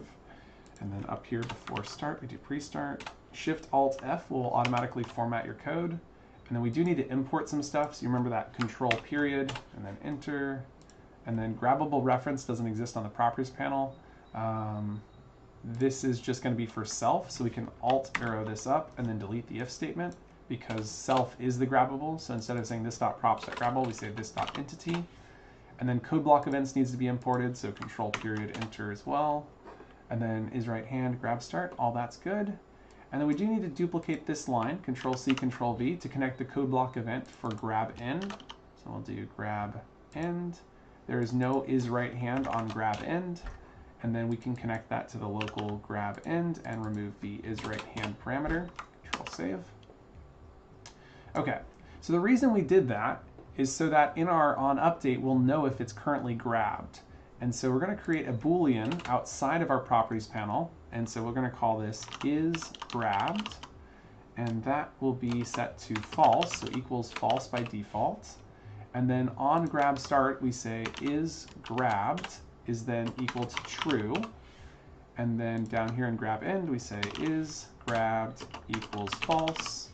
And then on update, we can say if parentheses not is grabbed, and then curly braces, and then we want to move to that reference, return reference. So we're going to say props, or excuse me, this dot entity dot position dot set to props dot return reference dot position dot get. Now it is unhappy because it's not sure if it's defined, and so we'll verify that by saying right here in this if statement and props dot return reference is defined. So it's saying it is not grabbed and the return reference is defined. We can then move to the position of that return reference. Nice. And we're going to make this a local script as well, so it moves instantaneously. To do that, we will be going to grab start just like before and transferring ownership. So we're going to say this.entity.owner.set to player. And then we also need to do that for the properties. So then we'll say props.returnReference.owner.set parentheses player. There we go. All right, so we're going to transfer ownership of both of those things, which means in our bow string, we no longer need to transfer ownership of the grabbable reference since it's automatically changing its ownership when you grab it. And let's see. Now the problem is when start goes off for the second time, because it's a local script, the player is now holding it. And this is where local scripts become a pain in the butt because they are rerunning the start method and they lose everything. They forget that they were isGrabbed. Now there is a way to get around that, but I am not familiar with that method yet. And so instead what we're going to do is just on start, we can say if parentheses this.entity.owner.get, and then we're going to say does not equal world.serverPlayer, get server player. So we're basically checking to see if the object is owned by the server, and we're saying if it's not owned by the server, then we know it's grabbed by a player because this start method only runs when it's grabbed by a new player. So we can say isGrabbed equals true. And we still need to have this isGrabbed equals true here because when that player lets go of it and then re-grabs it, they are not restarting the script. It only restarts the first time they grab it or a new person grabs it. So this is just a fallback for that. Okay. Whew. So that should do the trick for this script here. I know that was a lot, but I felt like we covered a lot of the basics in this one, so we could really kind of grind through this pretty fast. And now we're going to need to create that reference I mentioned for this blue one. So we're going to hit Control D, slide that over to here, and then we're going to set this. Oh yeah, the position's perfect. And this is the grabbable bow reference. Grabbable bow reference. And then we need to select the invisible string grabbable right here. And we're going to turn off visibility now on all of these things, but we do need to attach the script, so let's do that. Oh, script's attached. Bow reference is the... Oh, this is the wrong script attached. What's going on? Invisible string grabbable. Remove script. Attach script. And I must have clicked on the wrong one. Invisible grab point. There we go. And then the return reference is the grabbable bow reference. Fantastic. And I think that is all we need to do. These should not be collidable, these references. So let's go turn off collision on those. And we can turn off visibility now. So right here we can turn off visible. We can turn off collidable. We can go to the string bow reference, do the same thing. Visible and collidable is off. String one bow reference, invisible and collidable off. And we can also do the same thing to our invisible string grabbable, turning off the visible. We do need to keep it collidable, that's what makes it grabbable. Okay, let's hit world simulation on, and we can see that these references need to be moved more into the bow itself, so we're just going to move those just a hair. Same thing with this one, just get those lined up right inside the bow where you like it. Fantastic. Because I want this to look straight when it's done, I'm going to need to go to the grabbable bow reference and then make sure that looks basically perfectly straight. Perfect. And then I'm going to fly around just to make sure that's pretty good. Yeah, that looks good. All right, so now with that set up, we can then jump into the world. Walking over, we can grab it. You can see that pulls. Oh, that looks pretty solid. Wow, that looks so much better. That looks so much better than I thought it would. I guess because we can't see the ball. Nice. Okay, and then when we let go, we click X. Oh, it's supposed to return. Oh, we forgot to locally script it. But that shouldn't be the reason it didn't return. And then this guy needs to reset. Reset the world. There we go. Let's go to scripts, 3 dots, execution mode, change it to local. And then we need to make sure to go to our invisible grabbable and reattach the script since it seems to lose it, although it didn't lose it this time. Let's hit play, clear, world simulation back on, go to preview, grab. Nice, okay, no errors. Click X, and it returns, nice. Okay, there we go. And so theoretically, we just need to get that to start firing arrows when you do that. Okay, fan-freaking-tastic. Whew. I'm like, literally, you can't tell, but I'm raising my hands in the air. I'm so excited. Oh my gosh, we did it. That was pretty good. That was pretty good. So now we just need to launch some projectiles, which is not that hard. Checking the chat, and we've got, I also find it doesn't always look the best on desktop and looks fine in VR. Yeah, I'm thinking that might be the case this time. We'll check it in VR in just a minute. Whew, I'm catching my breath though, because oh my gosh, what a whirlwind that was. We're doing great. I have a meeting in 2 hours, so like we're good for time, but I was hoping to, do other things before my meeting. Like eat would be nice. Breakfast, lunch, I don't know. It's 11 a.m. here for reference. Oh my goodness. But this was such a temptation. I had to do this. And Jinji can tell you, I was in the Discord just salivating at the chance to create this tutorial. Very, very, very excited. So now that we got the bow pull working, we now need to launch a projectile. I really don't like any of the projectiles we've created. The archery arrows don't look good. And I'm not gonna lie, I think I can build an archery arrow in about 2 seconds. So like, let's do that. We're gonna go to build, we're gonna grab a shape, we're gonna grab a cylinder, which will represent the bow, and we're gonna pull that out. Oh, shapes, cylinder. All right, and to make this look like an arrow, we're gonna need to change the scale. The red is the X, because RGB, XYZ, so we're gonna change that to be 0.75, so it'll be 1 meter in length, or 3/4 of a meter in length. I'm going to change this to 0.07 for the diameter of the barrel. And that's a little too thick, so let's go to 0.04, 0.04. Now that's looking better. Hitting the F key, I can focus it. And I'm still thinking that's a little too big. Let's go to 0.03, 0.03. That looks a little nicer. All right, so that is our shaft. We can then adjust the tint color of our shaft. Sorry, I couldn't help myself. I'm so sorry. Anyway, we're gonna go ahead and adjust the tint color, change that to like 0.5, maybe go to 1, change the brightness to 0.5, change that to maybe 0.75. Very nice. All right, so now that we've got that set up, we now need a arrowhead. So we'll go to shapes, go to pyramid's probably the best arrowhead. Let's go ahead and pull that out to right here. And we could probably use a pyramid for the tail too. We'll come back to that. And now we got our arrow, we're gonna need to rotate this. Let's copy the position of this. So we're gonna go right click, copy position, right click, paste position. We're then going to change the scale to 0.1, 0.1, 0.1. It's not too bad. We're going to change the XYZ, that's the Y value for the green axes, to 0.2, so it looks more like an arrowhead.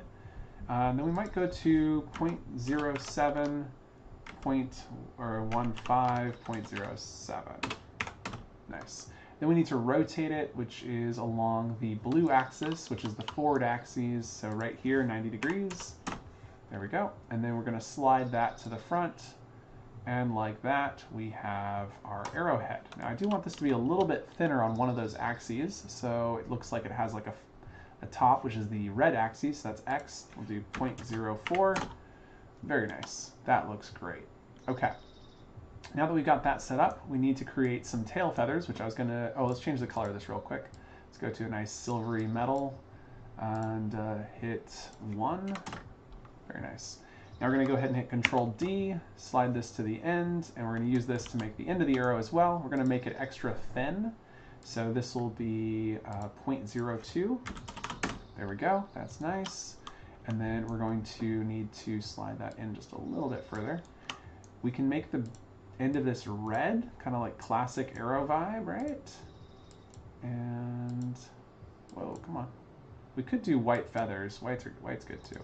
Okay. Come on, why is that not closing? There we go. And then I'm thinking we hit Control D to duplicate. We're then going to need to rotate this along the y-axis at, I'm thinking 90 degrees is too much. Oh, that didn't rotate anywhere. Oh, it didn't save. 90. Oh, this is because we're in the fourth dimension. We've entered the fourth dimension. Excuse me. My Euler numbers will not work here. Okay, so we rotate 90 degrees on this axis, then we need to rotate 90 degrees on this axis, and then another 180 on this, which is minus 90.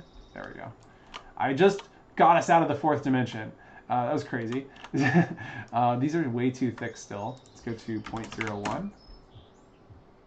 And let's go to the other one, 0.01. And I didn't really want to do a rotation like that. I actually wanted to do some crazy rotations. So let's actually start by zeroing out the rotation so I can actually get these to look the way I want it to look. So 0 and 0, 0. And so I'm thinking if we do 3 sets of these, we then have 360 divided by 3, which is 120. So you do like that, and then Control D one more time. Do 240. Come on, 240. And then you get that look. And then these aren't great tail feathers. Sorry, we're just gonna do that. We're just gonna make one of them look a little bit longer. I think that's gonna look good. Then we'll select all 3, Shift, and then group selection.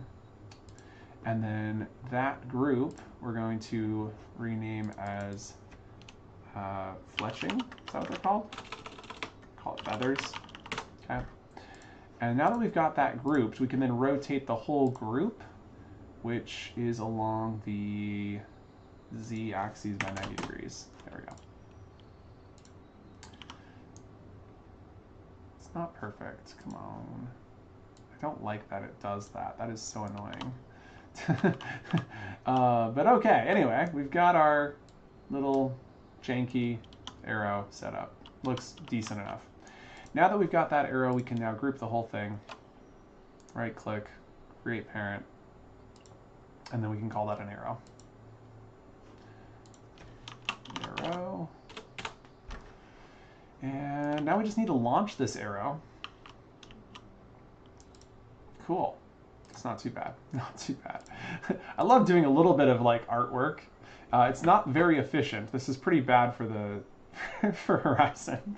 You wouldn't want a bunch of these in a world, just for reference. But okay, not a matter today. So we're gonna look and see what the forward direction is. It's actually not facing forward. So what we're gonna do is go inside of this, and then we're gonna select the rotation tool. We're gonna set it to snap by 90 degrees, turn snapping on. And then from above, we're going to rotate this by 90 degrees. And now if we look at the arrow, you can see that it is facing the forward direction. No, that's not the forward direction. Forward is blue. Red, green, blue. Forward is X, Y. Z is forward. Z is the final one, blue. All right, so I got to go back to rotation, select all of this, rotate it by another 90 degrees. All right, then select this, switch back to this so I can see the forward. Okay, so now it's facing forward, so we can launch this correctly. And we really want to make sure the feathers are non-collidable. So we're going to go turn off collidable on the feathers so that we just don't have that much intensity. And now we also need to draw this arrow back. Now that's going to be problematic. I did make one minor mistake, I think, here, which is that I set the scale of this arrow to be 0.75. And we should try to adjust that. So right here, when I group this, oh, it does say 0.75. Interesting. Oh, because I selected that. So when you select the whole group arrow, you'll see it's at 111. But because it's 0.75 in length, maybe it's closer to 111 in length than I think. Maybe it'll work out. Let's grab a sphere. We're going to grab the position of the arrow, copy position. We're going to paste this sphere on that, set to 111. And then what we want to do is find out how close to the edges these are. And the answer is, it's close, pretty close. Oh, it's perfect. It is perfect. Never mind, we got lucky. We got so lucky. So the fact that this is exactly 1 meter in length means that we can utilize that to position it with the firing of this arrow. Now, Having one arrow is not ideal. So you're definitely going to want to have more than one arrow, which means we need to create a new arrow script. So we're going to go create a script called arrow underscore entity. And then we need a secondary script, which is going to be called arrow underscore data. Arrow underscore data. Is that the best way to go? Because what if you have multiple bows inside your world? I think it works. Yeah, this will work. And so the idea is that you're going to have multiple arrows. So here's our first arrow. And then we're going to attach the script arrow entity. There we go. Now let's go and edit that in VS Code. So open up code, we can go to the left here, select the arrow data first. And so this is going to store all of the arrows. So we're going to type export constant. And so we're creating an export that we can share across all of our scripts. And this is going to be called arrow underscore data. I like to mirror the name of the file. And this equals a bag of stuff, or a JSON object like we mentioned earlier. This bag of stuff is going to store some values. The first value, we're going to define them up here. And that first value is the current, let's see, constant. No, it's not a constant, it's a let last index equal 0. So basically what this is saying is which arrow was used last so that you iterate through, and ideally you never use an arrow that somebody else has already used. We'll see how that works in just a minute. We then need to create a list of arrows. So we're going to say constant, because this is not going to change. This is going to be called arrows. And this is going to be of type entity array. So square brackets is array, which means list if you're coming from code blocks. And then equals an empty array, so an empty list. And now that we've defined this, we can put it inside of our bag of stuff by typing last index, comma, and then arrows, comma. Control save. Okay, so we've now exported this. And if we open up the arrows entity, we're going to delete the HC dots like we usually do. Backspace, backspace. We're getting used to that control period. Enter. Fantastic. And now that we've got this arrow set up, the only thing this arrow does is in pre-start, it attaches itself. So this is pre-start. We need to brain. Sorry, just catching a breath. Okay, so when the world's starting, we need to add this arrow to the list of arrows. So then we type arrow data dot arrows, and to add to the list, we use dot push, and then parentheses, this dot entity is going to add self to the array of arrows. And so now the arrow has registered itself to the arrow data, and our bow will then be able to utilize this arrow data. Okay, so close, leave this open for now. And clear, we've got the arrow script attached. Let's verify that the script is still attached. It is. And we're going to put these below the world, so out of sight.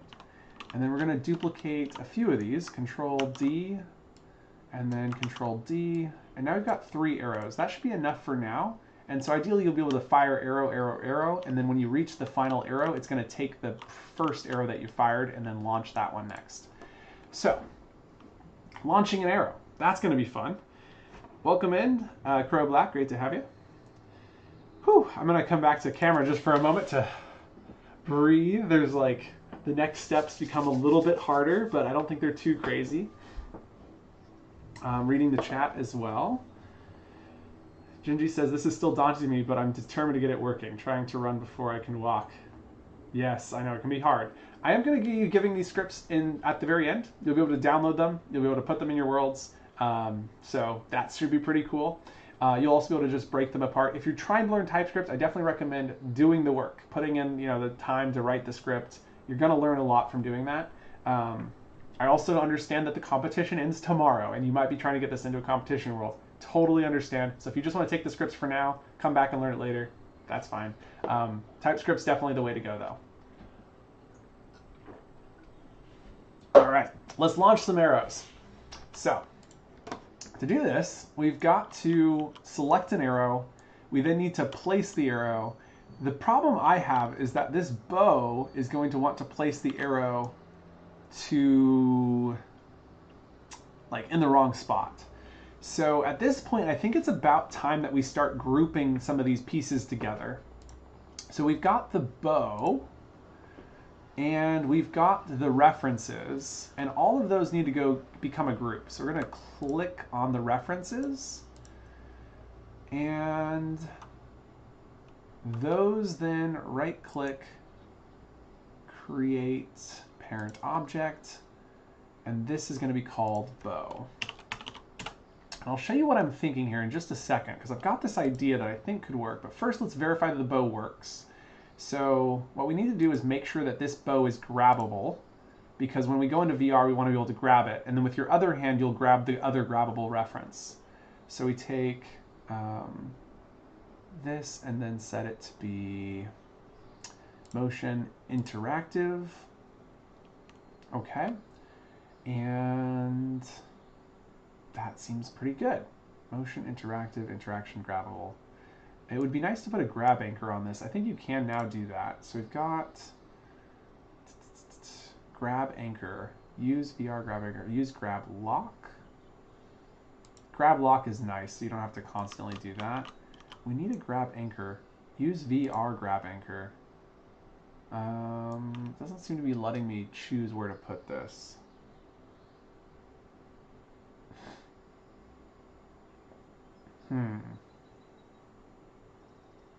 I have a separate idea that I think could work for this.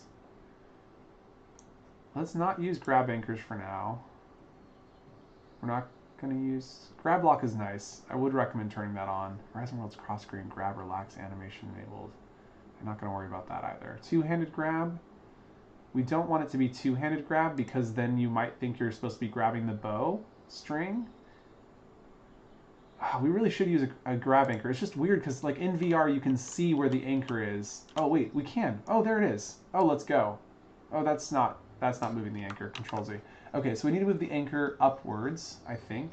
So let's try 0.3. No? Back to 0? 0. Come on, anchor. Move around for me.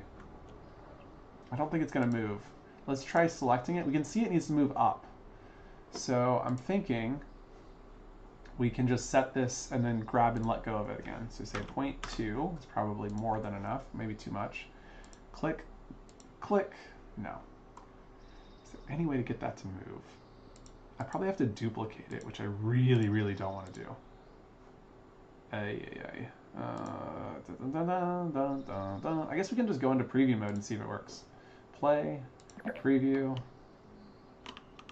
Oh yeah, there's a grab anchor there. It's definitely still in the wrong spot. But if I grab it... Oh boy, oh boy. Oh boy, oh boy. Some things went wrong.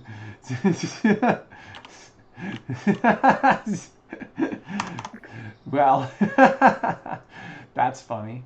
Oh my gosh. Okay, there should be an easy way to fix this. The invisible string grabbable is just too big, so it's moving the player around. Collision layer, everything. Can we make it just objects only? Would that do the trick? World simulation on. Play. Grab the bow. No, it's still moving me. I said it's objects only. It's like, you're an object, right? Apparently. I was thinking we'd just make it really small, but I was wondering if there's a better way to do it. Objects only. Objects only really should have worked. Oh! Wait, no, we turned off the collision for these guys. Collision is off. Double check. Double check. Yeah, collision is off on all of those. Maybe the bow has a collider somewhere? No, that's not it. It's definitely the moving. The strings are collidable. The strings are collidable. I forgot to turn off string collidability. Oh, I'm so silly. I'm so silly. String collidability off. This is supposed to be string 2, right? Why did it change the name back to string 1? Man, Horizon, you got to get your shit together. I'm not kidding. Like, I cannot be recommending you to people when you change the name of stuff I've renamed. Fix your app, please. That's how my daughter sounds. But seriously, come on now. How many times am I going to have to rename this? I think this is the 3rd time. That's insane. Anyway, sorry to complain, but like, somebody has to. Hey, yo. Now that's what I'm talking about. That is exactly what I'm talking about. Let's go. Okay. Now there is this little bit of lag, which hopefully gets fixed when we go into VR. But It's coming along nicely. So then we should be able, oh, we can't grab the other one? Can we not grab the other piece? Oh no, I'm already grabbing it. Okay, so that worked. Now this, like I said, is designed for VR. We're not working on the mobile implementation of this today, so we're gonna go into VR in a minute to make sure it works. But basically, yeah, you're gonna launch it like that. So you're gonna have two hands and then you're gonna launch it. Pretty sweet, love it. World simulation off. Not sure what's up with that grab anchor not working. Genuinely, really not sure why that's not perfect. I really felt like that was going to change it. I think I'm going to just turn it. No, we got to leave it on. Grab anchors are really important. Oh, wait. Right rotation. Oh, we did the left. Oh, we did the left, but we didn't do the right, and desktop only has... Got it. There we go. Okay, that'll work. Desktop only does the other side, so I was doing the left-hand anchor, not the right. Got it. So... Nice! Very cool. And then theoretically, we could create like a pose, but we're not worried about it. Like I said, we're not doing cross screens today. We're just focusing on getting this working for VR users. Okay. If you want to tackle cross screens, by all means. Now, this is doing pretty good. Let's see. We need to now get the... And I did want to try and make this invisible grabbable a little bit smaller. So let's go to 0.05, 0.05, 0.05. That should do. Okay, and then that'll make it, when you're in VR, feel like you're grabbing the string more than grabbing around the string. It should feel better. I see a lot of messages coming in to the chat, but I want to get this arrow thing working. And so what I'm thinking is the arrow needs to point from this circle towards the forward point of the bow, but it needs to also be slightly ajar. And so what I was thinking we do is we just rotate the bow classic, just a hair, just enough that when you go to the forward direction of the bow, it's to the right of it, just slightly. So we turn off snapping, we go to rotation, we go to the red axes, and just ever so slightly rotate that. And then slide up so that the string references are still the same. Okay. And then this is upside down, so we do need to rotate this. Theoretically, the invisibles don't need to actually be rotated, but let's try to keep it all synced up. So we want to not worry about arrow. We've got the string and the grabble, all these. And we're going to rotate this 90 degrees, snapping on, so that it's upright. There we go. And then we hit pull, simulation on, and play. Let's make sure that all looks good. So you come on over here, you grab this, grab the bow, exit, escape, world simulation off. Try that again, world simulation on, and play. So we're going to grab the string, a little bit easier to do in VR, maybe, okay. No, weird. So weird. The two grab might be... Let's go to this invisible string grabbable. Let's turn it to colliding with everything. And... Is it because the size is too small, making it hard to grab? Should be better in VR, I think. World simulation on. One more try here. Play. And really it's not seeming to appear for us. I'm pretty sure that's just the other one. But it's weird because as soon as I grab it, I can then grab the string. But that to me seems like a very real bug for the desktop. So what we're going to do to fix this bug for now, and actually I almost feel like it's a feature. Actually, I feel like it's a feature.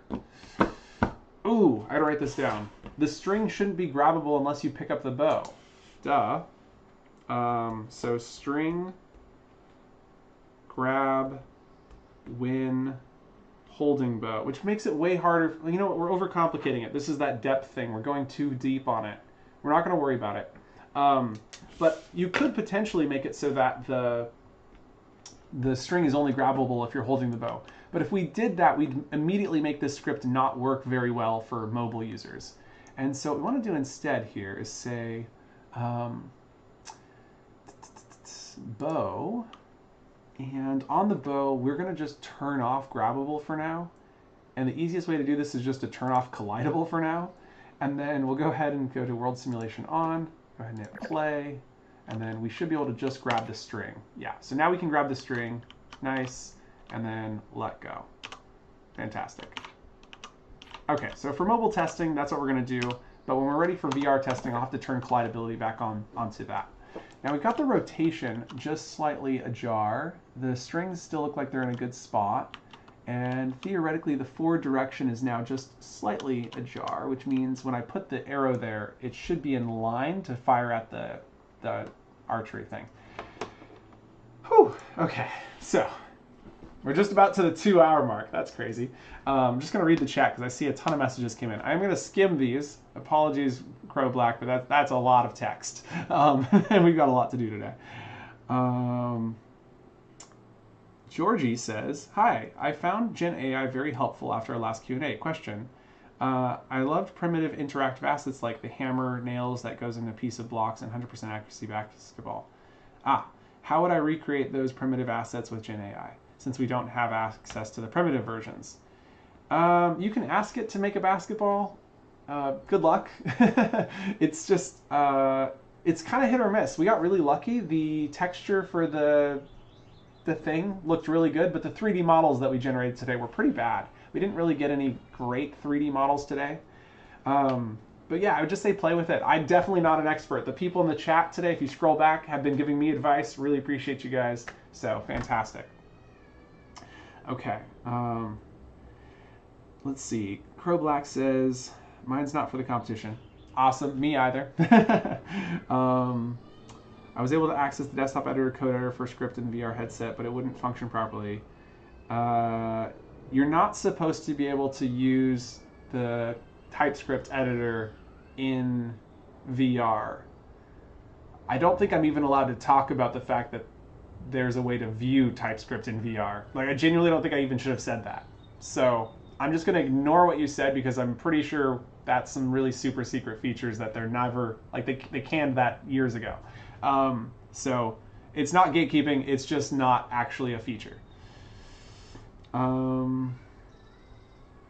Basically, it never worked, to give you the long story short. Like, I got to test it, it never worked. You had to use the computer. And so the whole VR thing is not, like, I think there's a message right now that says VR is no longer supported. So just anyone who thinks VR is where you're going to be editing, I'm really sorry, but it's very clear that Meta has no interest in working on the VR editor, and they are only interested in the desktop editor. It's heartbreaking. I do agree, but it is something you have to start swallowing sooner than later if you want to continue developing in Horizon. You've probably already heard, if you've been watching a lot of my content, that I am working on a Unity app to bring back a VR editing environment for 3D modeling at the very least.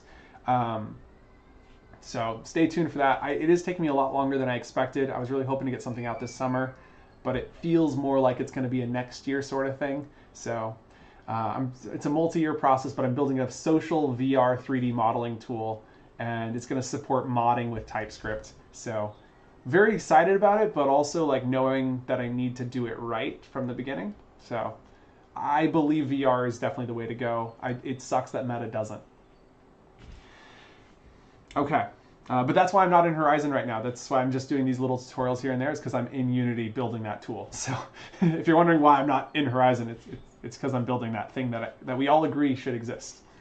Except for Meta. Meta doesn't agree. I don't know what to tell you. I'm trying to skim through the rest of these. Player counts as objects. Yes, Horizon is built on Unity, so that's exactly right.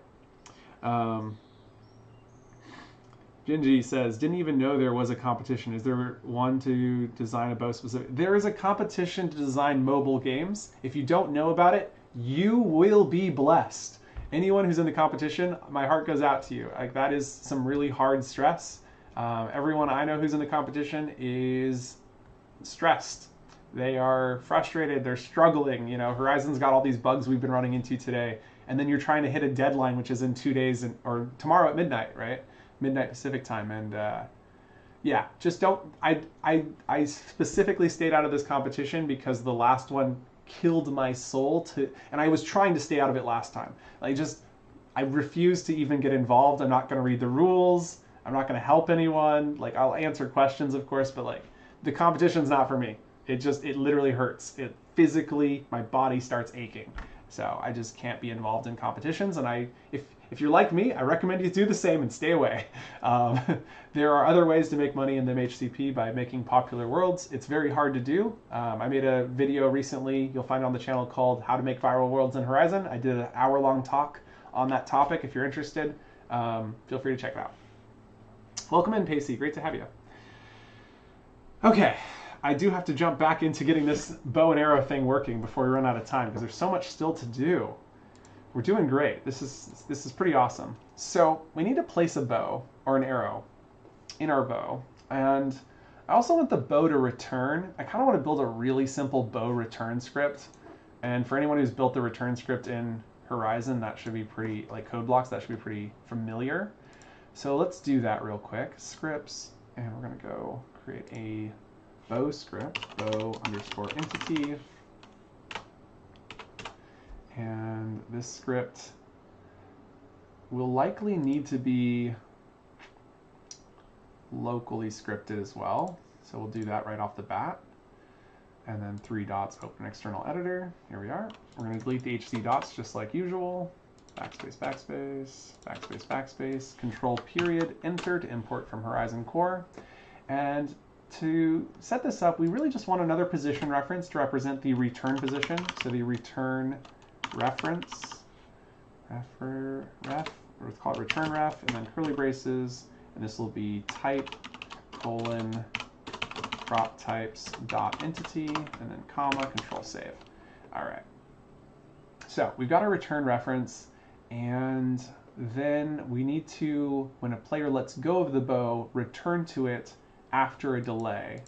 So we're going to do some pre-start stuff like before. Pre-start, I don't like void, so I delete the void. And then we're going to type basically the same stuff we've already got in this one. So let's copy these lines to here, Control C, and Control V, Shift Alt F to reformat, backspace, control period to import. And we need local methods to connect to. I'm going to go ahead and collapse this so we can see more of the script.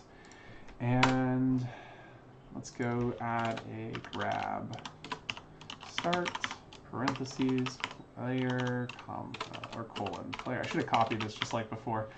Player, comma, player, and then is right hand, colon, boolean, and then curly braces. Like I said though, if you're just getting started, it is really good practice to get used to typing all this. Like the reason I'm so fast is because I forced myself to retype this and not use copy paste for my first 6 months. Literally 6 months I refused to use copy paste, and I manually wrote everything just to make sure I'd get the typing down. So anyway, it's a mind over matter sort of thing. It's painful, but it's worth it. Okay, so we got is right hand connecting this to grab start and grab end.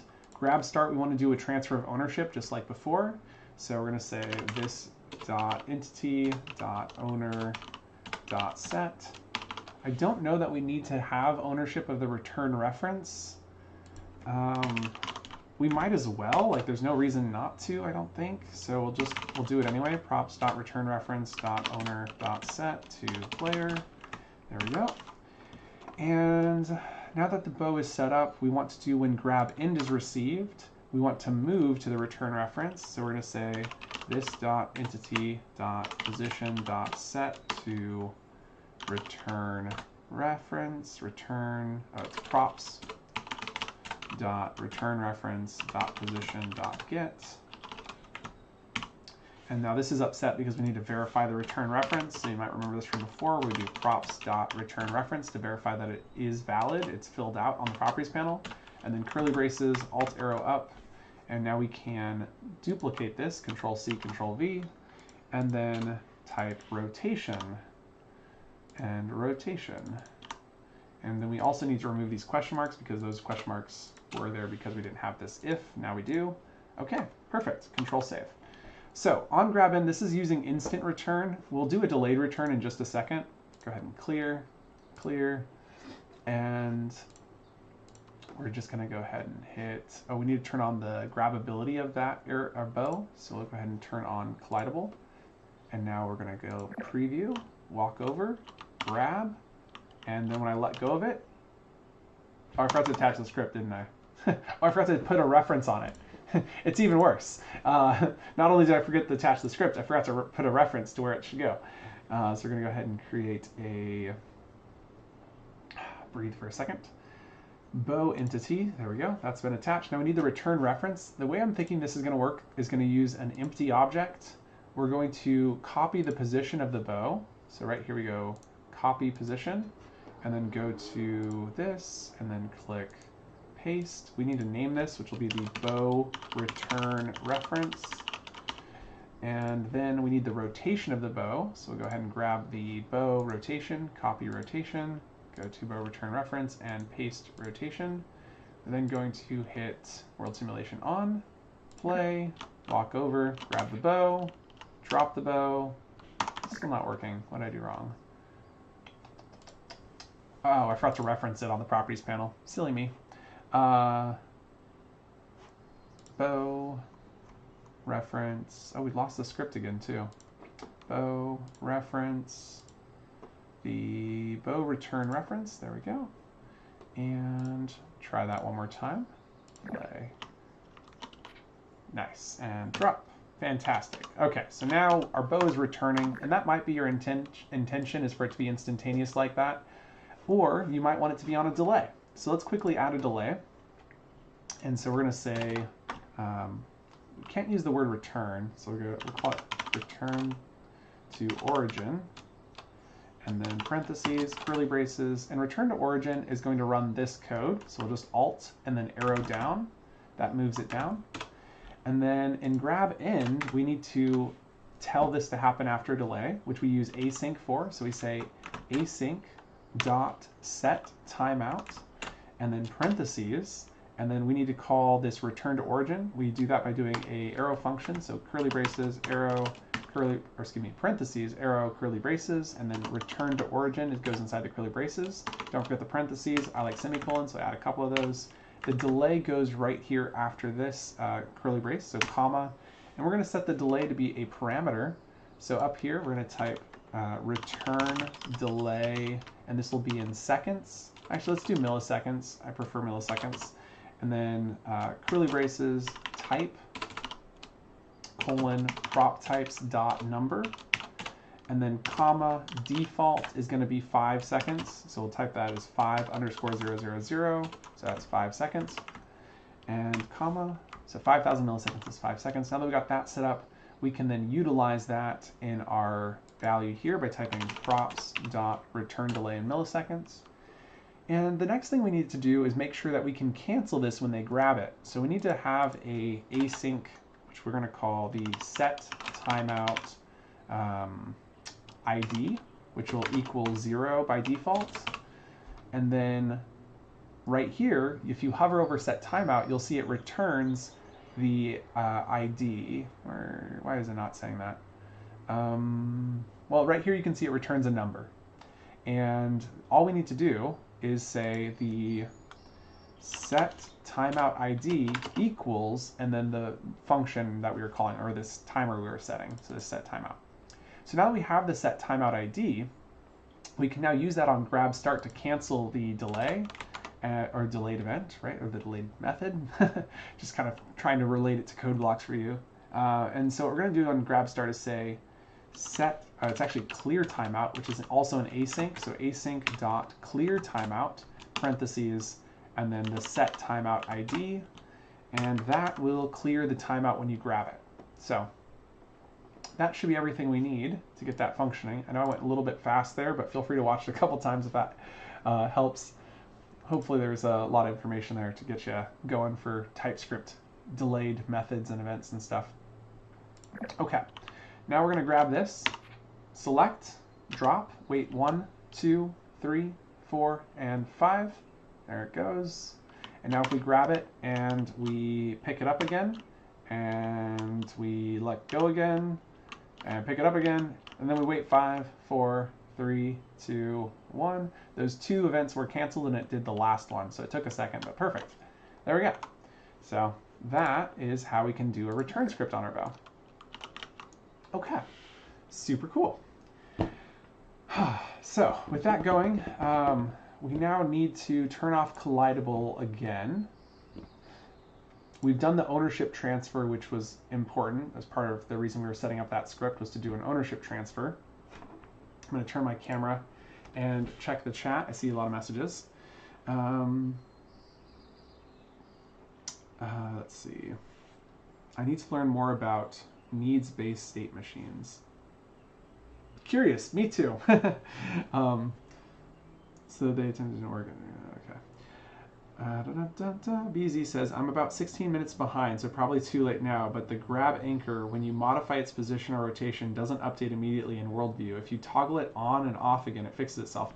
Thank you, BZ. Let's do it. You're not too late. You're going to see this in 16 minutes. He's going to be like, whoa. So good. Let's go. Let's go. Okay, so we're going to go zooming in. We figured it out because, oh yeah, we did it differently. But you know what? Look at the rotation. We can change the rotation. Let's, oh yeah, we definitely need to change the rotation. What am I thinking about? So here's the grab anchor position. And do we have grab anchor rotation? There should be a rotation, right? I feel crazy. One of these, use per hand grab anchors. We don't really want to do per hand grab anchors. Oh, wait, right position. This is right rotation. Oh, it just took a minute to update. Oh, I see. Okay, so it wasn't that. We did get the position right the first time. That was position. This is rotation. That is really hard to read, guys. So we need to rotate this along some axes, but it doesn't immediately show up. So the trick was to turn it off and on again. Yo, there we go. Okay, so that was the wrong 90 degrees. We can try another 90 here. And then off and on. Still not right. I'm just going to turn this back to 0 and try to figure it out. 0. You start entering the fourth dimension if you use multiple rotations. It's no fun.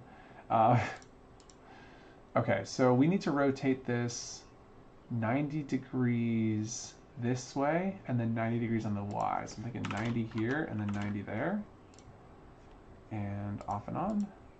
Ooh, so close. Minus 90. Please work. Oh, we're the wrong way. So this was the correct 90. Off and on. We are in the fourth dimension, y'all. We need to rotate 90 degrees on an axis. Is it this one? Minus 90. Or no, it's not 90. It's 180 that we're off. We need to do 100. Ooh, still not that one. Back to 90. Okay, we're so close. It must be this one. Set this to 180. Off and on. Oh, it's still wrong. Man, the fourth dimension is really hard to understand. So this needs to rotate 180 degrees on a different axis. Minus 90 on this one. Hey, yo, there it is. We did it. Hey, yo, we did it. Okay, and then this value is 0.2. Let's change it to 0.17. And off and on. 0.15. I don't know if that's updating. Am I just not moving it a large amount? I guess that's okay. We're going to go with that. Sweet. Okay, so happy. So happy. Thank you very, very much, BZ. Appreciate that. Okay. Oh, man. I'm going to end the stream in like 20 minutes. So we got to get, we're like this close. We're like really close, but I do need to get some food in me before my 1 o'clock meeting. Slingshot. Yes, you basically can use this as a slingshot. Tay, great to have you, by the way. Let's see. I'm just skimming your messages, Crow.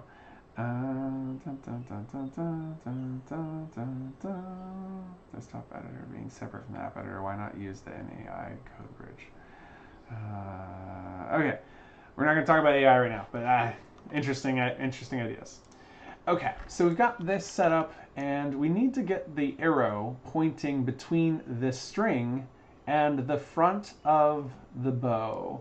We need to do that when the bow or the string is grabbed, which means the string is in charge. The problem is we've got a data file, and these are all local scripts. And this data file is stored on the server, so the local scripts can't access the data on the server, which means we need an arrow script. Now we've got an arrow entity, which is not locally scripted, but it kind of needs to be to match the position. Ay, ay, ay. But what if, I've got some ideas, and for reference, I look like this sort of like, face.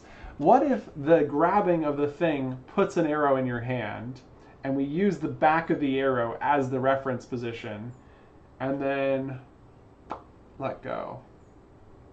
So you grab the arrow is locally scripted, the back of the arrow is the reference. So you grab, hold, it sends an event to the server to swap the grabbing to the arrow. Is there a way to do that? Because we need to be locally scripted, and that's really hard.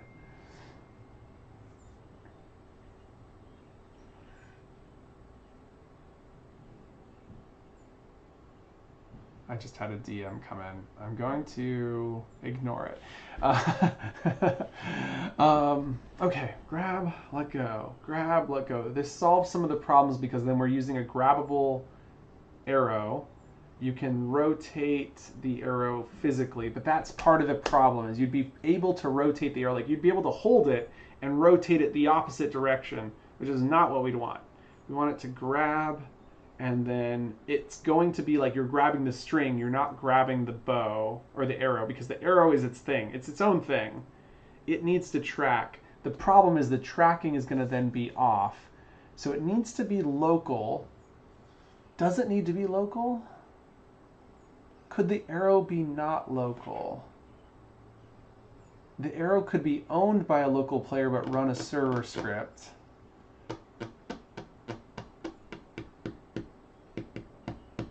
We need to somehow get an arrow though. So we need some sort of manager that's in charge of arrows, like arrow distribution manager. And so basically you'd send a request, say, I need an arrow, and then it sends back the arrow that you get. That's what we're gonna have to do. And then we'll work from there. We're just gonna take it piece by piece. We can do this. Okay. Build new empty object. I'm going to move this to 0, 0. This is going to be called the arrow manager. And I kind of want to be funny, but we'll just go with that.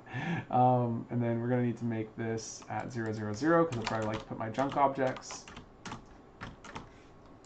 And then none of those things really apply to this. Now let's go and create a new script, which will be called the arrow manager underscore entity. Okay, and this is because we're doing local scripting that we have to do this to just get this stuff working. So we're going to attach the arrow manager. There we go. And now that we've got the arrow manager attached, we now need to create an events file. So events underscore data, because we need to create a networked event that we can send between the two. And so we're going to open up events, and we'll start there. Control A. I don't do events very often, so I'm a little out of my realm for just a minute. Export constant, which we're going to call events, and then events equals a bag of stuff. And then inside these events, we're going to have a section called networked, which will be another bag of stuff. You need to add a comma here, and then in the future you could do something like a local bag of stuff, like that. So anyway, inside of networked, we need to request arrow, and so we're just going to call this the request arrow. And then we need to define it by saying new networked event. Man, I haven't done this in a minute. I'm just going to kind of guess a little bit.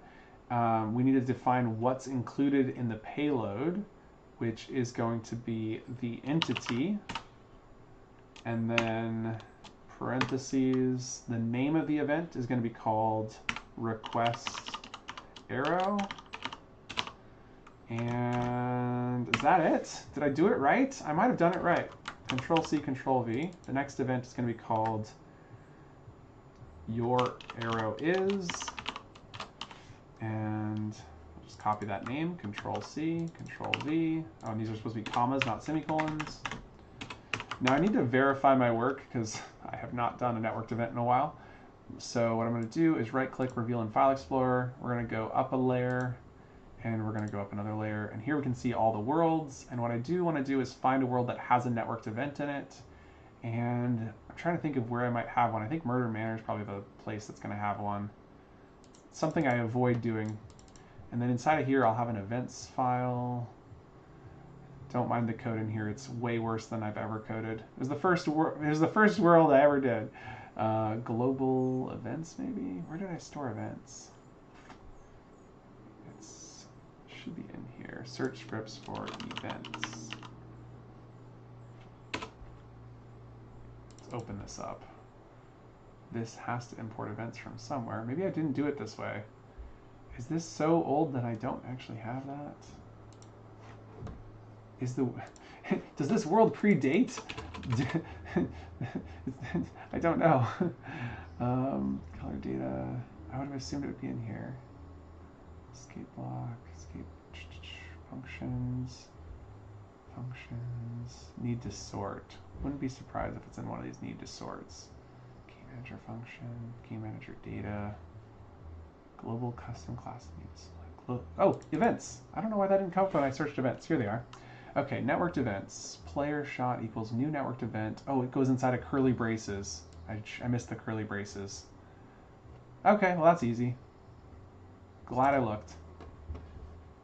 Okay, so yeah, when there's something I don't use very often, that's what you do.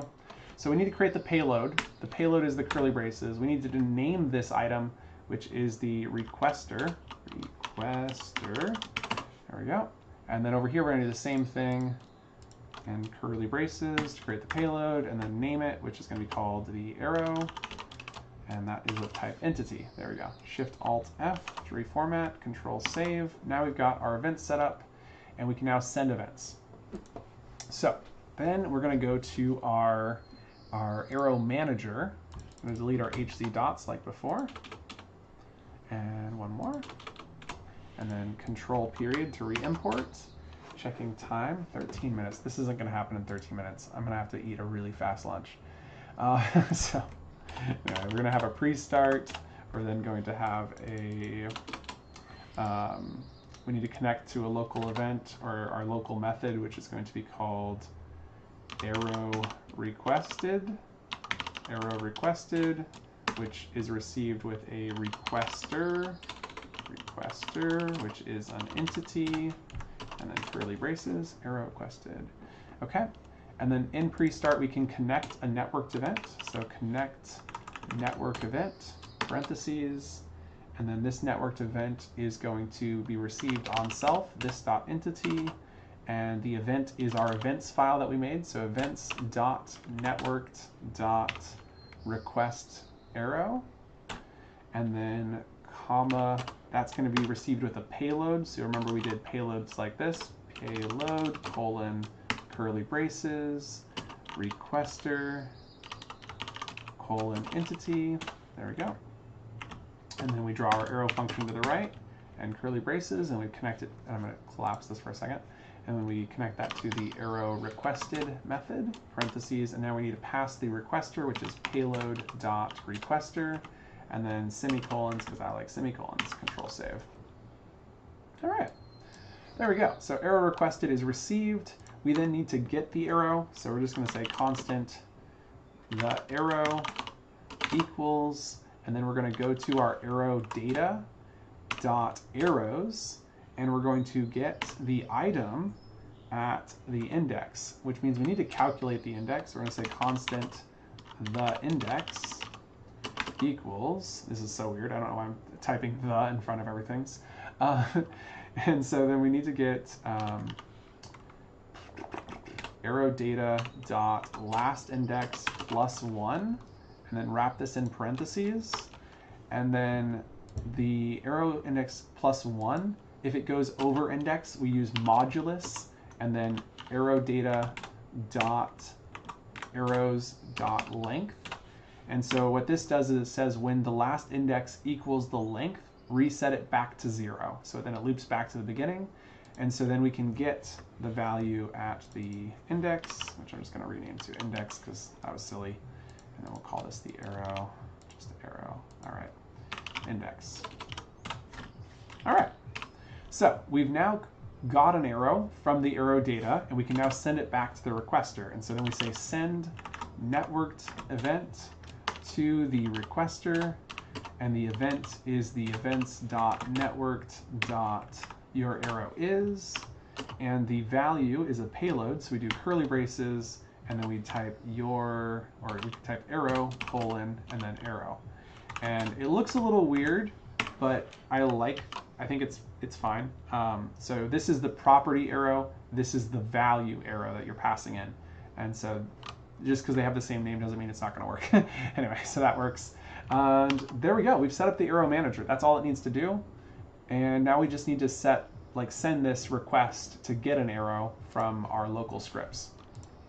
So to do that, we're then going to need to attach the script. We've done that. The script is attached still. Let's double check. I just don't trust Horizon right now. Okay, looks good. And then the arrow needs to know about the arrow manager. So let's go back to our arrow. Does the arrow need to know? No, not the arrow. The requester of the arrow. And we wanted to request the arrow from the bow string. Because when you grab, or not the bow string, but the bow grabbing point, this invisible grabbing point. And so we're going to put that right here, Control-C, Control-V. This is the arrow, what do we call it? The arrow manager. There we go. And now when the grab start is received, we need to request a bow, an arrow. And we can then do that. So we're going to say send networked event to props.arrow manager, and then comma, and it's going to be upset because it wants to verify that the arrow manager is filled out. So we type props.arrow manager, curly braces. So we verify the arrow manager does exist. And then we go to events.networked.request arrow, and we're going to send the request arrow with self as a parameter. So then we do the payload, which is the curly braces, and then we type requester colon this dot entity and semicolon at the end. Shift-Alt-F to reformat. Nice. All right, so we've now sent this request for an arrow, which means we now need to connect. And I'll put this at the very bottom for now, which is the your arrow is will be received with a entity, which is the arrow, which is an entity. And now we need to connect this method. So in pre-start, we're going to type connect networked event, parentheses, this dot entity, comma, events dot networked dot your arrow is, and that is received with a payload colon, we're going to collapse this so we can see again, payload colon, which is curly braces with the arrow colon, which is an entity, and then arrow function over here, curly braces, and then we're going to connect that to the your arrow is, parentheses, passing in payload dot arrow. I like semicolons, so there's one, Shift-Alt-F to reformat, Control-Save. Okay, so now that we've connected the your arrow is, we can then utilize this arrow. And what we're going to do is right here with below is grabbed, we're going to define our arrow. So we're going to say arrow is an entity or it's undefined. And this allows us to say if there is an arrow defined, we'll do something, and if there isn't one defined, we won't do anything. And so when you grab, you're basically getting an arrow. And so we're then going to say arrow, which is referring to this dot arrow. So the local arrow equals the parameter arrow. And so now that we've defined that arrow, on update, we can utilize that. So we've got this if is grabbed, and we're moving the position. So if is not grabbed, we're moving it to that position. Then we have an else, which would then say, and in fact, we're not going to use an else. We're just going to say if parentheses this, oops, excuse me, if arrow is defined, so if this dot arrow, we're then going to move it to position. And for now, we're just going to move it around. We're just going to make it work. So like sort of, kind of like we did before where we said like move to position, and then we need to lerp the position, then we need to rotate, and that's just where we're starting. So let's start by adding a quick motion. So we're going to say arrow.position.set, and we know that the position should be between the grabbing point and the front of the arrow. So we've got this return reference, but let's go ahead and create another reference, Control-C, Control-V, which will be the front of arrow, or front of bow reference. Control-Save. And this is just the easiest way to do this. And so then what we can do is, and I'm going to write this really, we're gonna do this right. So constant, we need the position of each reference. So we're gonna say front of bow reference position equals props dot front of bow reference dot position dot get.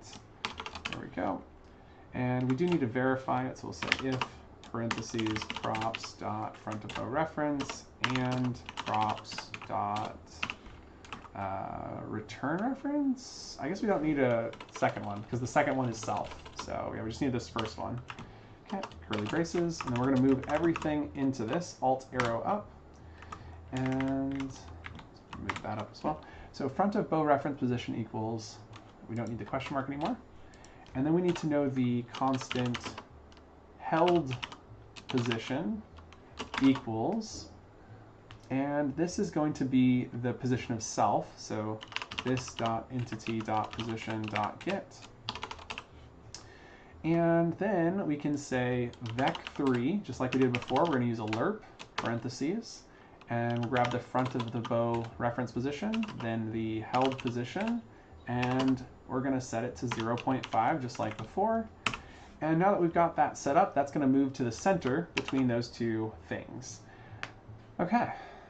Now what we do need to do is on grab end, we need to say arrow dot, or arrow equals undefined. We just need to fire it as well. So we need to launch arrow when you let go. And this dot arrow then is set to undefined because we're done using it. Okay. So clear. Clear. Now to make this work, we need to make sure to select this invisible string referencing the arrow manager. So let's go ahead and reference the arrow manager. And we do need a reference inside of this bow for the front of the bow. So let's go ahead and grab the inside bow. We have the string 1 reference, the string 2 reference, the grab position reference. We're going to duplicate this one and hit Control D. And we're going to then slide that forward to be right around there. And this will now be the bow front reference. Okay.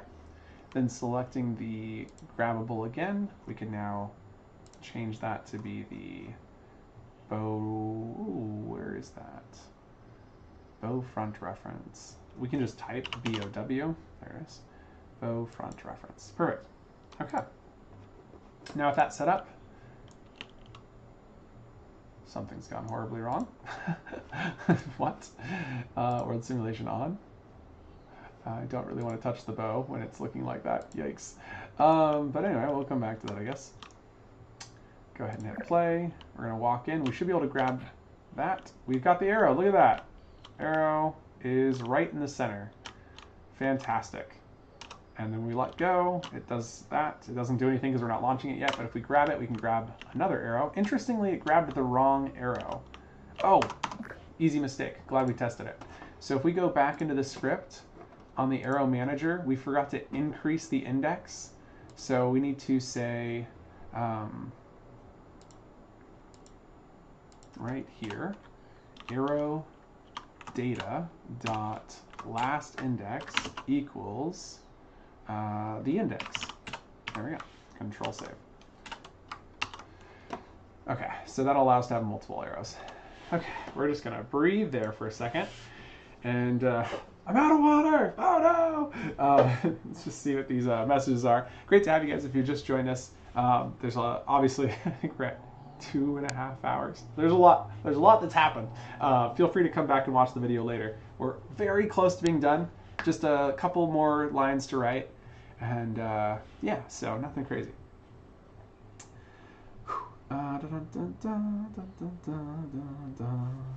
Adam, hi. Laex, I am Laex. Yes, that was the question. I'm sorry. I just thought you were just shouting out my name. I was like, what? What's up? But anyway. Okay. Here we go. So now that we have this arrow manager working, we can close out of that. We don't need the bow strings, that's done. We don't need the bow entity, that's more or less done. We do need to launch the arrow, which shouldn't be too hard. I think what we want to do is know the forward direction. So over here, we're going to create a forward. We're going to say launch forward equals vec3.forward. So it's just going to default to the world forward. But then when you're holding it, we've got this front position and held position, which will allow us to calculate the forward direction. And so we can then say forward, we call that the launch forward, right? Launch forward equals, and then front of bow reference, and then dot subtract, parentheses, the held position. That should create the correct direction. If I'm wrong, it's because they need to be reversed. We'll use this launch forward to adjust the rotation as well. We're actually, the move to position and lerping position is close. So move to position is working. Lerp position close to back, question mark? We'll have to look into that. That's going to be a tough one. And then the rotate's pretty easy. So that's just arrow dot rotation dot set to be quaternion dot look rotation. You remember this from earlier, so we just put in the forward direction, so that launch forward we just calculated, and then the up is the vec3 dot up, and that's it. All right, so that's going to look at this launching forward, and now that we have the launch forward, we should be able to utilize that to launch it. So right here where we want to launch the arrow, we're just going to say arrow. Man, I haven't done this in a long time. I don't know if it, I might have to look at a reference. Arrow dot, I think the way that this is done is you just set the velocity of the arrow. Let's quickly find out. So there's a tool, if you don't have access to it yet, you go to horizonhub.info, and in the horizonhub.info, there is a file in here under guides, TypeScript to code blocks. And inside of this guide, if we click Control F, we can find launch from object. And so here we can see that launch from object, you use projectile position.set. It's already in position, so we don't need that. We need rotation.set. It's already going to be in rotation, so that's good. Then it says projectile as physical entity, 0 velocity, as physical entity, dot apply force, source forward, dot get multiply speed, physics mode, dot velocity change. That is a lot of things. That is a lot of things. These two are already done for us, so it's really just this one line of code.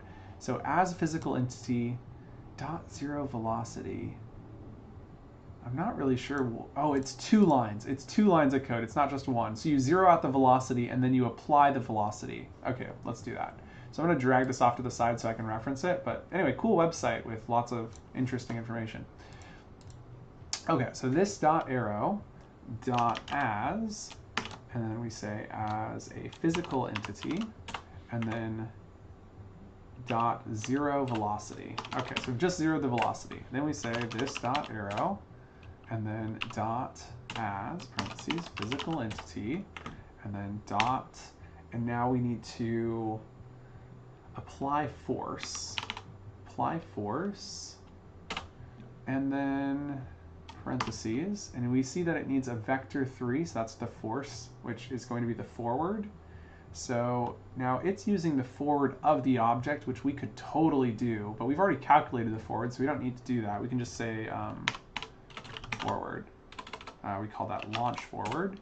And then the amount was going to be based on how far back it was pulled.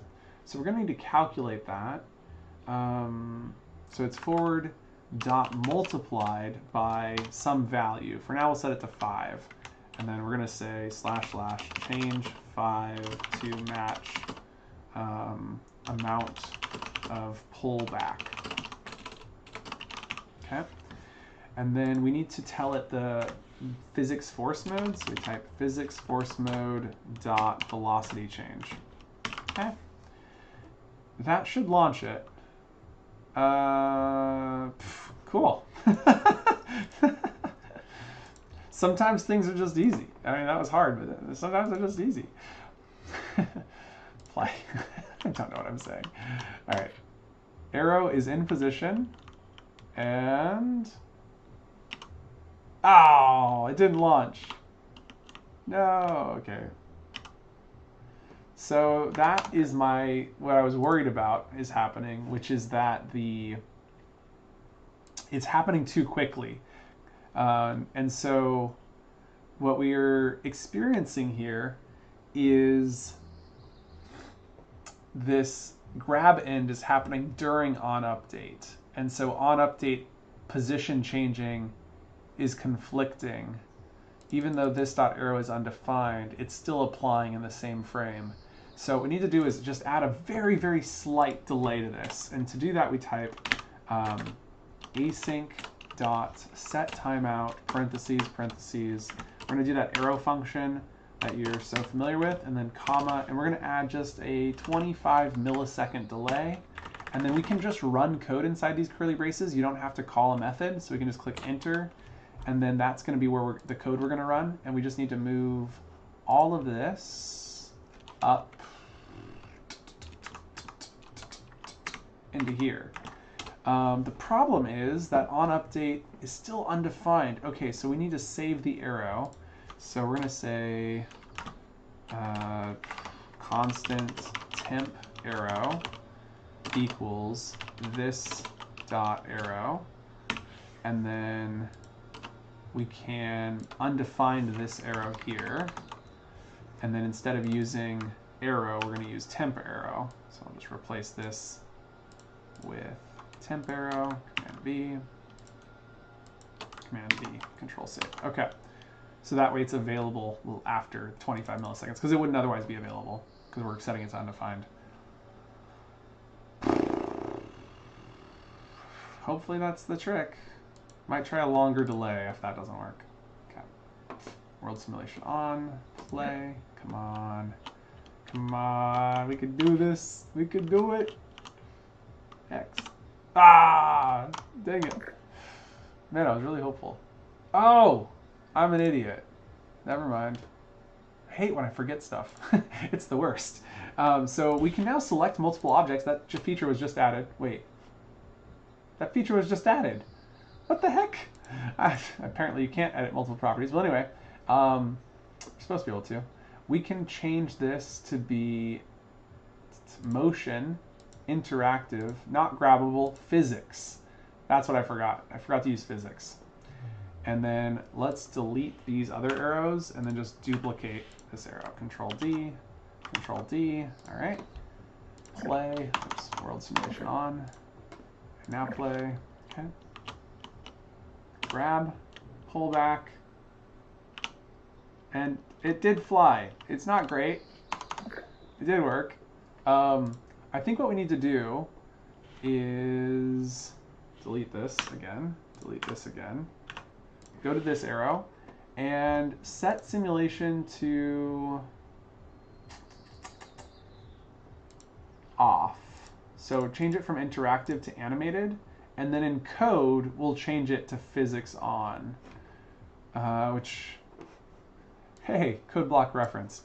So we need to turn it to animated, right? So here's action, set object visibility, collidability, object color, trigger detection, simulation. Set simulation. Simulation is already on, so it's not that. It's set interaction mode right here. Entity.interaction mode.set. So if we do that on the arrow right here, we're going to keep the delay just in case we do need it, because it is possible. But right here, what we need to do is say temp arrow dot as, in parentheses, that was called physical entity, no. Interact, okay, it doesn't need to be a dot as, it's dot interaction mode dot set, and then to entity interaction mode dot physics. Okay, control save. And then when we get the arrow, we need to turn it off. So let's go ahead and hit Control C on this. And then when we receive the arrow, right, your arrow is, we need to turn that off. Interaction mode for the arrow, Control C, Control V, backspace. Interaction mode dot set to not physics, not grabbable, invalid. I don't know what invalid is, but we'll use it. The entity cannot be grabbed and does not support physics. Oh, perfect. Yeah, that's exactly what we want. Fantastic. Okay. Woo, fingers crossed. Clear. Simulation on. Preview world. Grabbing bow. Motion type script mismatch in set interaction. Okay, dropping. No. Motion type script mismatch in set interaction. What did I mess up? Let's check it out. Over here in this example, it says use mode. We've set it to invalid. Is it because the arrow is set to animated? Maybe there's a different way to do it. We'll just set it to interactive because I think this is going to work. So we'll set it to interactive physics by default. Support gravity, that's fine.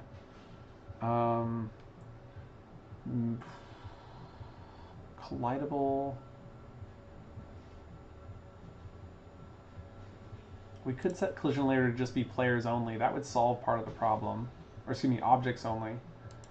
That could solve part of the problem.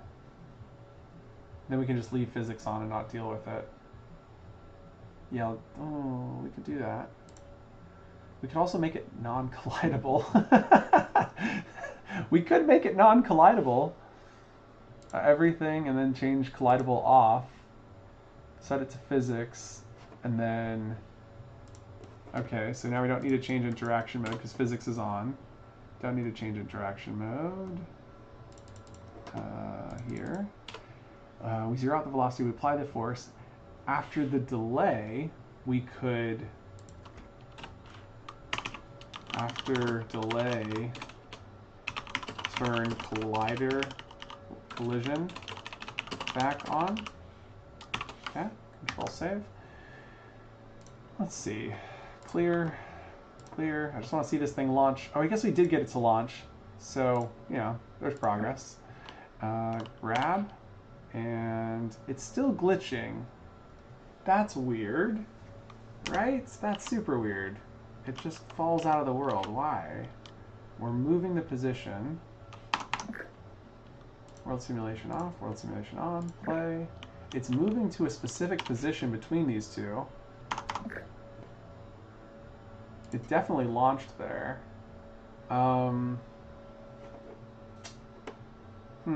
Okay, so the problem we were seeing earlier is something with gravity. I guess we could just turn gravity off. It's not, well, we kind of need gravity on. But you can turn gravity off and on. Like, there's the property, right? Where is it? There it is, set gravity. As physical entity dot gravity enabled. So we can just turn gravity on after we launch it. So temp arrow, physical force. Let's go Control C, Control V, physical entity dot gravity enabled dot set to true. And then Control C, and then when we get the arrow, we set it to false. This will be arrow. There we go. set to false. Control save. I don't know why the gravity would mess up though like that, but alas, it does. Okay, and let's get world simulation on. Play. Grab. Hey, yo, that's better, that's better. Click X, and it launches. Nice. And, oh, it's falling. Interesting. It has too much force. When we get the arrow, it's still got the force from the previous, so we need to zero out the velocity when we get it. That is part of the problem. Okay, so right here, we need to do this zeroed velocity thing. So Control C, Control V, zero velocity.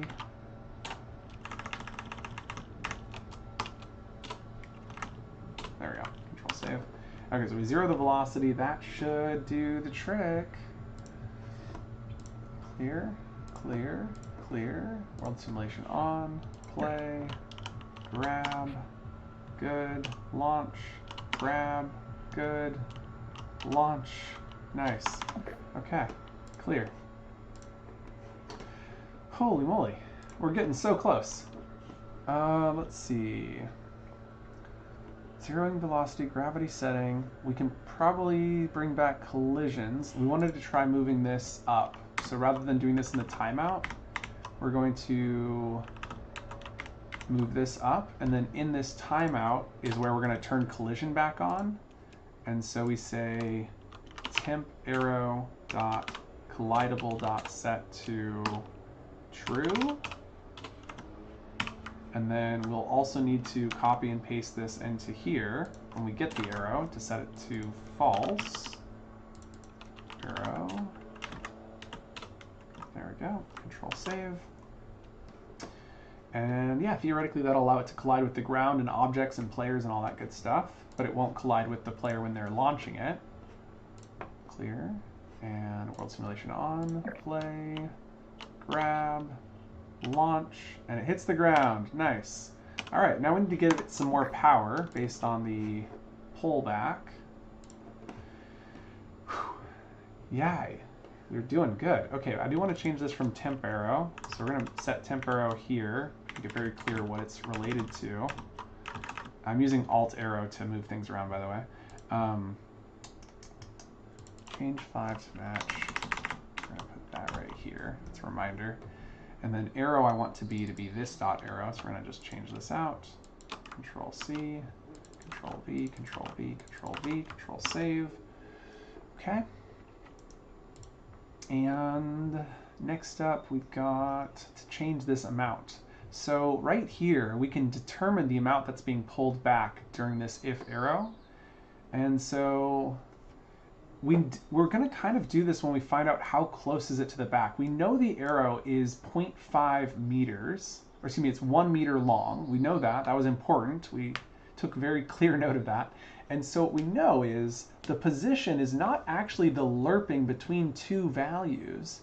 It's more like the forward direction, half of the forward, which we need to take this and do dot normalize. That's important. I forgot to do that. That's really important. That makes it a 1 meter in length forward. And then we've got this forward reference. We've got the held position. The position is no longer going to be lerped. It's going to instead be, let's just delete that whole thing. We take the held position and then we dot add the launch forward dot multiplied by 0.5 so that it's half a meter forward. And that will get it to the right position. And then with that, we can now calculate the amount of distance. So we're going to create a variable just like we did with the launch forward, which is going to be called the launch strength. And we'll call this the bow distance. Like this is how far back the bowstring distance. Bowstring distance, which will equal 1 by default. And then we're going to update it before it's ever used, so 1 is never used. And so then right here, we need to calculate from the front of the bow to the held position, what is that distance? And realistically, I don't think we actually care about from the front of the bow, so let's modify this. Bowstring distance from from, what would you call it if it's not taught? Bowstring, we'll just call it the bowstring pull distance, because it's how far back the bowstring has been pulled. Okay? And we're really going to change this default to be kind of closer to what it would actually be, which is probably 0.25. Like when you're actually using this in VR, you're not going to be able to pull it back very far. And so we're then going to go into our on update. We're setting our forward, we're setting our position, we're setting our rotation. We're going to now set our bowstring pull distance is going to be equal to the held position dot distance from the held position to the props dot return reference dot position dot get. Okay, and now that we have this need to know that the return reference is correct, we're going to actually wrap this whole thing and say if parentheses props dot return reference and then curly braces. We can then remove this ampersand one from here, and then we can nest these ifs into the major if. So we're just going to select all of this, alt arrow up, backspace to clean it up. And now we're checking the return reference, then we do the check if it's not grabbed, and then we do the check if the arrow is valid. And that does allow us to say, now we're just going to leave it as is, that works. So we've got the bowstring pull distance has now been calculated. Return reference dot position dot get. Okay, we can remove the question mark here. Now that we know that distance pulled, when we go to launch it, we can change this to be like a default value. If we're thinking it's going to be 0.25 is kind of like the normal, we're then going to think, we're going to create a variable for this first. So we're going to say constant multiplier equals 5 felt way too weak, so I'm thinking it's going to need to be at least a 20. So we take this value of 20, we're thinking that 0.25 is the normal, which means we need it to be 4 times bigger than that, which is like starting at 80. And so it's 80 multiplied by the bowstring pull distance. And then the thing is, you don't really want this to get too huge, so you're going to need to do a parentheses and then math.max. And this will allow you to maximize, put a minimum. Max is for minimum, which we wanted to do anyway. So the minimum is going to be a 5 or maybe a 3. That's sort of like just falling. We'll just start with 5. And then we're going to do another one around this, so parentheses again, and then math.min, which allows us to set the... It's so hard to explain math.min and max. Give me 1 second to write it out and then I'll explain it. Okay, and then the maximum we're going to do is going to be 20 divided by 4, so we go to like 40, I think will be the maximum. Okay, and then we can just put multiplier inside of here. Okay, so to recap what this does, math.min is choosing the number that's the minimum. So it takes this multiplied value and it says whichever is smaller. And so if you have this number hit 80, it's not going to go above 40. And then math.max does the inverse of that, and it chooses whichever is higher. And so it says if this is 80 and this is 5, it's going to choose 80. But if this is 1, it's going to choose 5. So it keeps the value between 5 and 40 is what this math.min and max does. Okay. So now that that has been set up, we are possibly pretty close to being done. I did want to do a VR test. So we'll do that in a minute. Ooh, world simulation on, hit play, grab, pulling back and letting go, and it launches. Not bad. Now I do need to get it to launch upwards a little bit, but because I'm not in VR, that's part of the problem. But that looks pretty good. Can I pull it back even further and X? Oh, it hit the thing. Interesting. That is so funny because it's only a 0.2 delay. So you can't launch it from too far, but that's okay because you're really supposed to launch it from there anyway, so that's kind of funny. If you go the opposite direction, what happens? It just drops? Oh no, it totally hacks. Hacks. Okay, cool. Cool. I don't know. I think that's pretty solid. Oh my goodness. We did it. I need to go into VR and test this, but we did it. Can't believe it. Okay, I have a phone call coming in. I don't know that number. Cell phone, hello? There it is. Nope, don't know this number. I'll let it go to voicemail. All right. Welcome in, Big Mama Bethany. Great to have you. Thank you so much for showing him all that good stuff. I really appreciate it, Bethany. Dun, dun, dun, dun, dun, dun, dun. I'm honestly way too busy right now, Crow. I appreciate the messages, but I just don't have time. I'm, like literally running to finish this, and then I gotta go eat. Like I'm gonna have like 5-10 minutes to eat, and then I gotta go to a meeting, and then I might have another meeting after that. It's just a wild. I'm just busy. So I apologize. I just don't have time. You're always welcome to ask questions in the Vidyuu Discord, of course. Dun, dun, dun. I'm just skimming really quickly. All right, it's time to go into VR. We're gonna try this out, see if it works like we expect it to. What this means though is I need to invite myself. So I'm gonna go to the collaborators, invite Laex05. And what that means is you'll be able to see my avatar running around, which is gonna be super nice. Invite as a tester, because I don't wanna screw things up. Watch, I'm gonna need to do something and need to be an editor and it won't work. That'll be so sad. Okay, invite is sent. I'm gonna have this in position right here. Now, what you'll notice is that we have not set it up to like stick into the barrel. What you need to do for that is you'll need a raycast on the front. You're gonna need to fire that raycast. I'm debating whether or not I'm gonna show you that.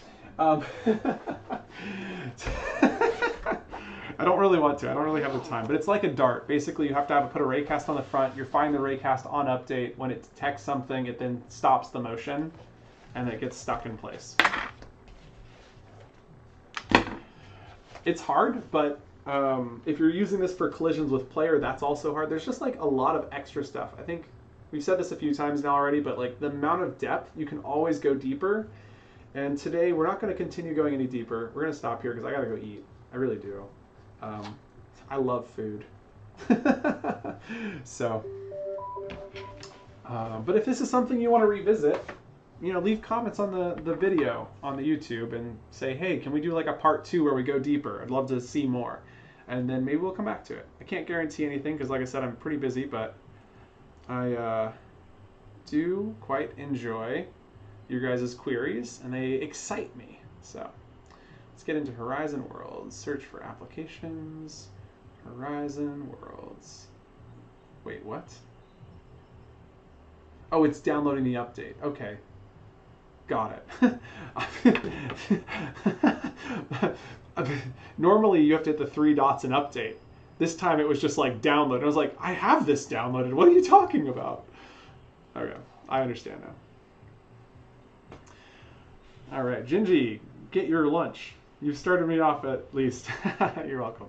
I'm glad to have helped. I think this is great. I can't wait to try it though. Like I want to try it. Oh, there's so many things we didn't do, like sound effects, visual effects, haptic feedback. You remember like a little bit earlier, like an hour ago, or maybe an hour and a half ago, I was like, this could take 2 days, or it could take 30 days. You genuinely could spend 2 days on this. And like we've only gotten halfway, maybe even only a third or a fourth of the way, because there's things like the sticking into things, hitting players and doing damage, or teleporting, the sound effects and haptic feedback, those things that make it feel fun. We're missing all of that. Those are really important. And then of course, if you spent 30 days on this, you could really like fine tune the physics and make it feel real and all sorts of stuff. So genuinely, I hate to end this so early in the possibilities. There's so much that could be done, but this is like a 2.5 hour tutorial. As I realize it's coming up on 3 hours. Oh my gosh. But totally worthwhile. Absolutely fantastic. Oh my gosh, I am purple. I am purple. Oh, I'm back. It's me again. All right, create tab, continue in headset, invites.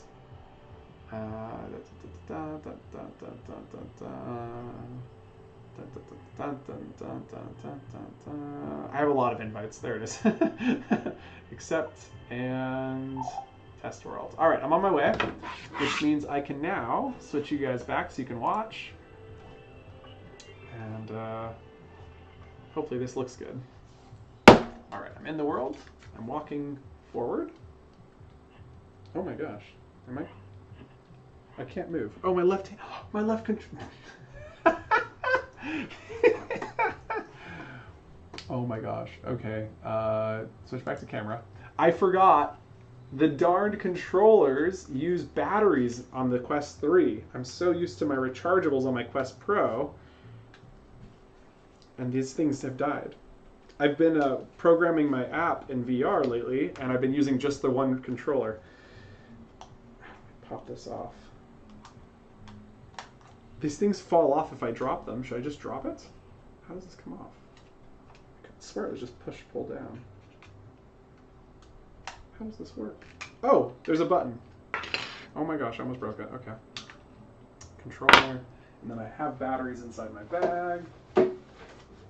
I literally have batteries because of this new controller system. My rechargeables are all dead from my first VR headsets way back, 6, 7 years ago.